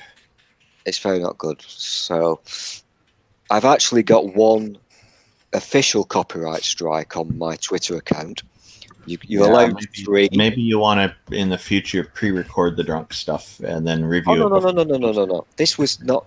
I'm not bothered about the drunk stuff. I mean, Yeah, I I'm did kidding nothing around, don't wrong. worry. Okay. But I've got one official copyright strike on my Twitter account. Hmm. I've no idea what I did wrong, and you're only allowed 3. After your third, that's it. You're off Twitter. They will ban you. I've no idea what I did to get that strike. No idea, because they don't give you a fucking reason. Yeah, and that's the problem I had. Like I say, that my channel got deleted twice, but they never told me what I did wrong, so I had no idea what I'm supposed to avoid in the future to keep it from happening again. That's frustrating because it requires you to walk on eggshells all the time. Mm-hmm. That's what I call an antisocial network tactic. Yeah, that's and very correct. the only thing I could come up with, the only explanation I could find, why that account was getting so much flack, was because I had annoyed some Muslim guy in the comment section of other people's videos. Yeah, there's people will make false reports, like what happened with my account on Facebook, and yeah. Ridiculous, because I find like if somebody has a news article or something, and I had never had a problem posting the first paragraph or two, and a link to read the rest of the article. No complaints at all. Nobody seems to have a problem with it because it's in a way it's helping them get more people to look at it's driving people to their site then. Yeah, and I'm not posting the whole article, only posting a few paragraphs, and then people go to there to read the rest of it. Of course, right? They'll see, oh, this is legit. Yeah, and as long as you're pointing out where the original author had the whole thing. Well, I'm just to have the link, read more here kind of thing. Yeah. And it goes. And I've seen other people do that too. And there never seems to be a problem with that. And if I was publishing articles and like a news company or a periodical or a magazine like Scientific American or National Geographic or something, and somebody's posting my articles and only putting a couple of paragraphs in and linking to the article, I'm delighted because this is helping me, right? Well, and that's why U.S. copyright law specifically says that you can publish up to 17% of the original work without it being an infringement. Interesting. Okay. Is that a fact, or have you just made that up? Yeah, that is part of the U.S. copyright law, that if you use less than 17%, it is not considered an infringement on the original copyright holder. Okay, that's fun. I was so not play it aware safe and play it real safe. Keep it at around 10%, and you're in the clear. Yeah, and that should be more than enough anyway in most cases. Yeah, because that was their thinking too. Was that basically if you're only using 5 or 10% of the original work, you're actually promoting the original author. Yeah. Yeah. And if I'm the author, I'll be delighted if people are quoting and sharing a little bit here and there, and it'll be great. It'll be it's helpful. So, but not giving reason for a violation is that's unfair because people need to know what's happened, what they did wrong, like you say. It's kind of an automated process.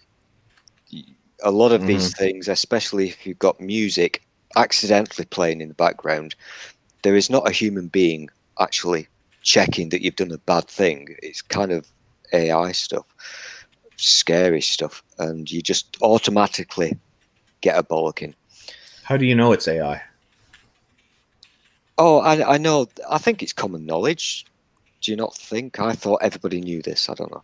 But if you upload, for example, if you upload a video to YouTube and you've got a bit of music playing, within seconds you'll get a notice. Oh, they're able to detect music. They don't need AI for that. That's just an algorithm that can detect if it's music or not. And so that's what I meant. AI. Okay, yeah, so it's some kind of automated algorithms and automatic kind of stuff. Okay, yeah, okay, that is known, and it makes sense because it means they can kind of pre-screen a bunch of things, and then if it's kind of in a gray area, the idea is then you have an actual human working at the company review it to make a determination. Mm-hmm. Yeah, that's what's supposed to happen anyway. Yeah, I've got. Well, and I think that's the biggest problem is that they don't have enough people reviewing these things. They want it all to be done by the computers. So they got the threshold set wrong. Yeah, well, the computers can't check context; they check for keywords mostly. Sure, yeah. Yeah, I've heard people creating original music have had copyright strikes, and they're like, I just created this. What are you talking about? And there's nothing out there like it. So that can be a problem too. Well, and yeah, there's bound to be some false positives because, with music, you've got a limited, number of notes arranged in various orders and such. So there's bound to be some songs that are going to sound like they start off the same. Well, and the scary part is that sometimes has been argued in courts where a lawyer will convince a jury that two songs are the same when they're really not by manipulating the speed and tempo and a bunch of other stuff with the notes and the instruments and showing music on the pages, which is select portions, and the other side's not really on the ball for it, so they lose. And this is the kind of crap that goes on, right? The scary thing is that you've got companies who sole job is to troll the internet and TV looking for people who've broken copyright law. That's their job. And yeah, I'm kind of okay with that because copyright is important. You can't just steal people's work. Of course. Yeah, I'm totally on board with it. However, it doesn't work correctly all the time. So I've got on my YouTube channel, I've now got 18 subscribers, by the way. I'm so popular. Yeah, congratulations. Thank you. I've got a copyright strike on that one, on my brand account. What's your channel address? You want to pop it in the private chat? I'll take a look. Yeah, drop a link in the side chat. I'll just click on my name or what. I don't do that. I don't give a shit about YouTube. But I've got one video that is actually my creation, and it's a bit cheeky because I've kind of broken some rules, and so I got an immediate copyright strike, and I then received a further message saying, you know what, the creators don't give a shit, we're okay with it. We'll just stick a few ads in, whatever, because it was kind of a bit anti-Trump thing, so that's cool.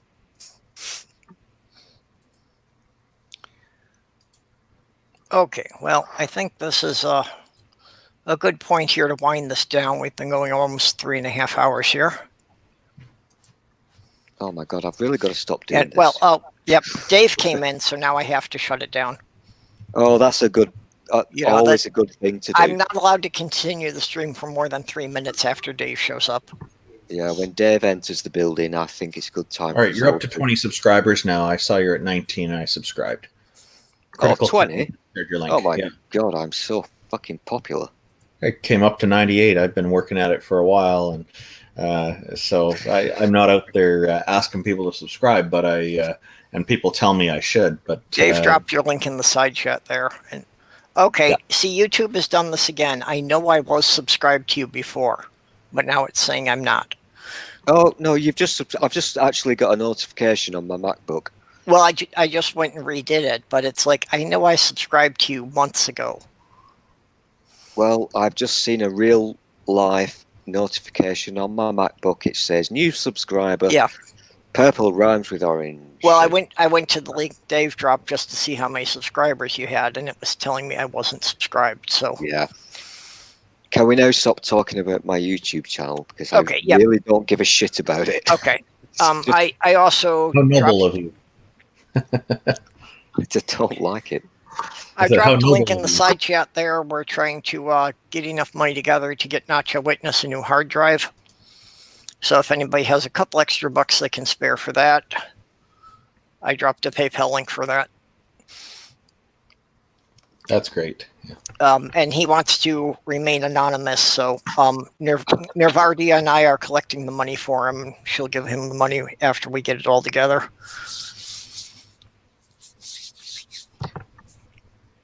That's a good thing to do. Yeah, well, a lot of people help me with my moving fund, so if you can help, I'm trying to pay it back in small amounts here and there wherever I can.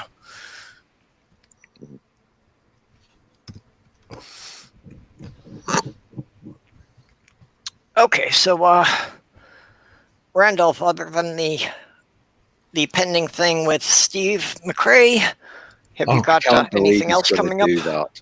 I I'm cannot believe he's going to contemplating do that. possibly starting a channel where I interview people and on various subjects, and because other people are doing that, it seems like a fun thing to do. So we'll see how that goes. And of course, I'm continuing to try to get atheism normalized here in Canada completely, just like so that when people are saying publicly, "Hey, I don't believe in deities," then the reaction I would like to see be the same as religious people get for saying they believe in deities, which is practically no reaction at all. Because and this of course will require removing the stigma that some people associate with it. It's not a big problem here in Canada, but I want to. I feel like I'm in a good place where I can hopefully have an easier job of stamping it out, so to speak. I know it's a bigger problem in a lot of other countries, and hopefully we can do this, and it can be kind of like a nice example to help encourage other countries, for people in other countries to get there as well. And I know other countries like the USA have the American Atheists working on all that kind of stuff. So yeah, that's with the Canadian Atheists at www.canadianatheists.ca. And Okay, you want to drop thanks a link there in the side chat for that? Oh, sure. Yeah, it's no problem. Thank you very much. Yeah, Canadian Atheists is the organization, and we're actually federally registered with our government here, so it's official. So yeah, and Randolph's webpage has a wealth of resources, a list of atheist YouTubers and other web pages. You're talking about a different website. Yeah, I run a number of them, so I'll put the link there for that too. That's the Atheist Frontier. Okay, sorry. Yeah, I got too confused there. No, I've got a lot of different sites, so I'll put that in the link as well. Under there, you're talking about the resources section and the Yep. video broadcasting subcategory. There's a number of different subcategories in there. Lots of information, like you say, to look in. Yeah, And- good place to browse if you're looking for resources. Yeah, and part of my work in normalizing atheism is to present the definition of atheism being the most basic, fundamental, as a classification of just not believing in deities, an absence of belief in deities. So I put a link for that website as well. So that's defineatheism.com. Oh, So, you're gonna! Oh my gosh, I can't believe this is the first time I've heard of this. So if you're going to have a head-to-head with McRae, oh Yeah. my gosh, you are gonna. I liked how you just explained your thing there. You put it very forthright and simple and straightforward without any of the bullshit. And that kind of made sense to anybody who's listening. You're going to struggle with McRae. You really are. Yeah, well, we went I've over that had- a bit earlier in the stream, but yeah. I've had quite a bit of experience with him, so I have an idea of where he's going to go with things. And for me, it's not a struggle. It seems to be more of a struggle for him because he's trying to use a very specific, almost esoteric, to some degree, variation of it. And what I notice about all the different variations of how atheism is defined by different people is they all share in common this one point of just not believing in deities. So that's what I'm going with. Mhm. Okay, you know what? I'm going to break with tradition because I tend not to watch YouTube shit. Because look, I'm British, so I don't have this problem that you guys have with pretend gods and all this shit. I don't give a crap. It doesn't affect me in any way whatsoever. But I do know that you guys in America land have a fuck of a problem with it. I will watch this. I will watch what you do, Randolph, because I think I might find this to be interesting. Oh, well, thank you very much. I appreciate that. And on behalf of Steve, I'm sure he'll appreciate it too. So, and I know Jay from the Nevermore Tavern, who's volunteered to moderate and host this quite graciously, will likely appreciate this as well. He's got a channel where he wants to host more debates. And what I've seen him doing so far, he seems to be very good at being fair and impartial with the guests, and doesn't really interject any opinions. He lets the interlocutors work it out. So I think he's good for that. So Yeah, I think he is good at being impartial about it. yeah, Yeah, I have a lot of So respect for him. I normally don't watch debates either, but I think I would find that interesting just because you're taking a very different approach to Steve than most people have.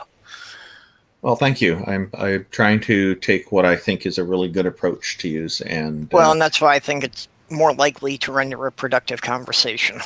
I certainly hope so. That is what I'm after. That is the main thing I want to see happen. Yeah. Well, I wish you luck. You're Thank you very you're much. a very brave gentleman, I must say, because I'm a cynic, and so I know how this will end. But Okay, and in about 12 and a half hours, Milking Stool and I will both be co-hosting on Black Sofa's isolation chat. oh fuck, do I Great. have to do that again? Oh Jesus. Well, you don't, but I'm kind of committed to it. So anyway, so I'm dropping a link to Black Sofa's channel. Like I say, that'll be in 12 and a half hours from now starting. Well, what's Pirate Kitty got coming up? Kitty is still with us? Yeah, sorry. My boyfriend distracted me for a couple of minutes. It's okay. It's not a bad distraction, I guess. No, we were arguing about stupid video game stuff, so it's it's nothing serious. Oh, good. I just I think we're just winding down, and Purple Rhymes with Oranges just asking everybody what's coming up. Oh, I don't have anything. Okay. It's a pleasure talking with you again. Yep. Cynical Milking School. Good. It's still a good band name. Yeah, I like that. Well, it's That's CMS. And if you Okay. pronounce it a little bit off, it sounds like CA-mess. CMS. And Critical Cripple, yeah, he always tends to arrive just as I'm shutting down. This has really been annoyingly consistent. But if anyone hasn't checked out his channel lately, Don't do it. Just don't do it. He's because been doing a really interesting really series. Shit. His crap is rubbish. Just don't ever look at his YouTube channel. He's been doing a really interesting series called Critical Questions, which, sometimes are quite thoughtful and sometimes are quite silly. But are always too early for me. Yeah, well, that's the problem. He's usually starting just as I'm going to bed, so I don't get in there very often, and I usually have to watch him later in the evening. Yeah. It's So, hard to keep up with Dave, why everything, don't you but I drop do try. the link for your next Critical Questions in there?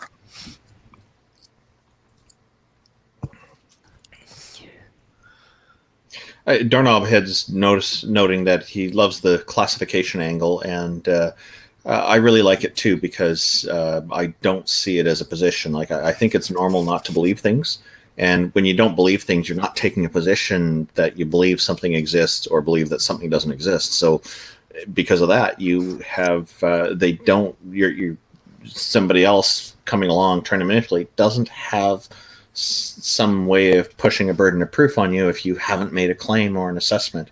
To me, it boils down to maximum freedom. So you're just by not taking a position, you're free from this onus of justification or this burden of proof, and that's what it's about. And that's why I think calling it a classification makes more sense than to call it a position.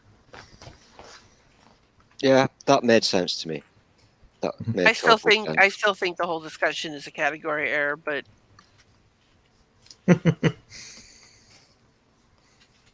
it's like I don't know if you guys saw. I said something earlier in the chat. I said taking the position that rocks are atheists is a classification error, or category error rather. It's the same way as saying that rocks are asexual. Rocks don't reproduce, therefore they can't be asexual. They also cannot be sexual. Therefore, it's a category error. Rocks cannot hold a belief. Therefore, to call them an atheist or a theist is a category error. So to call them a theist would be a category error. To me, if they can't hold a belief, it's not necessary to have the capability of doing something in order to be absent of that. So although I don't normally go around saying all these rocks here are atheists. It's just, to me, it's pointless to do it. But from a technical standpoint, when I look at the definition of these things, then of course it is. So from the sense of having some kind of an expectation of a certain usage, like applying to a sentient thinking being, then yeah, that would be a category error in that case. But generally, I have trouble saying that would absolutely always be a category error, because it depends on, I guess, how you're using it. I don't use it that way on rocks and inanimate objects, and so. Well, I just don't think I don't call it a category. I just think it's not really an appropriate usage, but it's not an invalid usage either. So because of the way it's defined. I do follow with the idea that, people start out as atheist because to have a belief, they first have to be taught about something. They have to have at least a basic concept in mind of what a deity is before a person can believe in a deity. It doesn't have to be a complete concept. It can be a very small inkling of a concept, but as long as there's a little bit there. So yeah, that is required. And in most cases, I do think that's learned from others, but I can't rule out the possibility of somebody creating that on their own as well, because at some point somebody did in our history. Well, yes, and it's common for children to create imaginary friends. Oh yeah. So certainly a child could come up with the idea of a super powerful imaginary friend, which would, for all intensive purposes in their mind, be a deity. I had an imaginary friend when I was a kid. It was a cat, and in the neighborhood. And I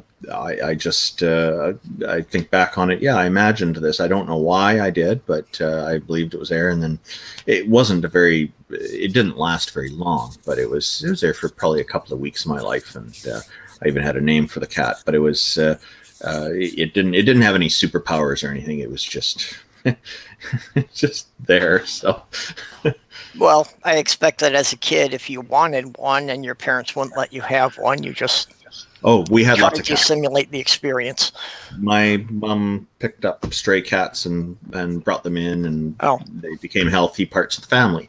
And so basically a bit of a rescue operation ongoing there, and it was wonderful because cats we had usually lived somewhere between 16 to 19 years typically, and they had a good life. The most we had for pets was 5 cats and 2 dogs at one point. And that was a lot of fun as a kid. A lot of work for parents, though. Yeah. So, yeah.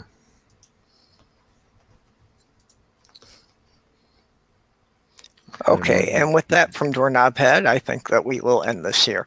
Okay, yeah, I think he's gotten. I think he needs to. I think he's drinking too much now.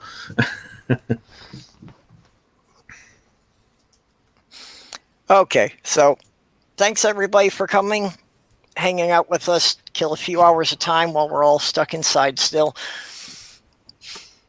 Yeah, Yeah, this was nice. I'm struggling. You're gonna laugh at me because I know who Randolph is on Twitter, but I can't fucking get the Twitter handle right. Oh, it's Randolph828. Oh, that's not who I thought you were. Okay, that's weird. Randolph828. Yeah, I'll just put the Twitter handle in the private chat here. Stick it in the private thing. I'll follow you. This was nice. This was fun, and it turns out, when a weirdo joins into your stream and you think, "Oh my god, what's going to happen?" But it turns out that Randolph is actually pretty cool. And, well, we always think that, but we let you come in anyway. Oh yeah, okay, whatever. Okay. Oh, this has been a whole fun interaction. We joked about vandalizing the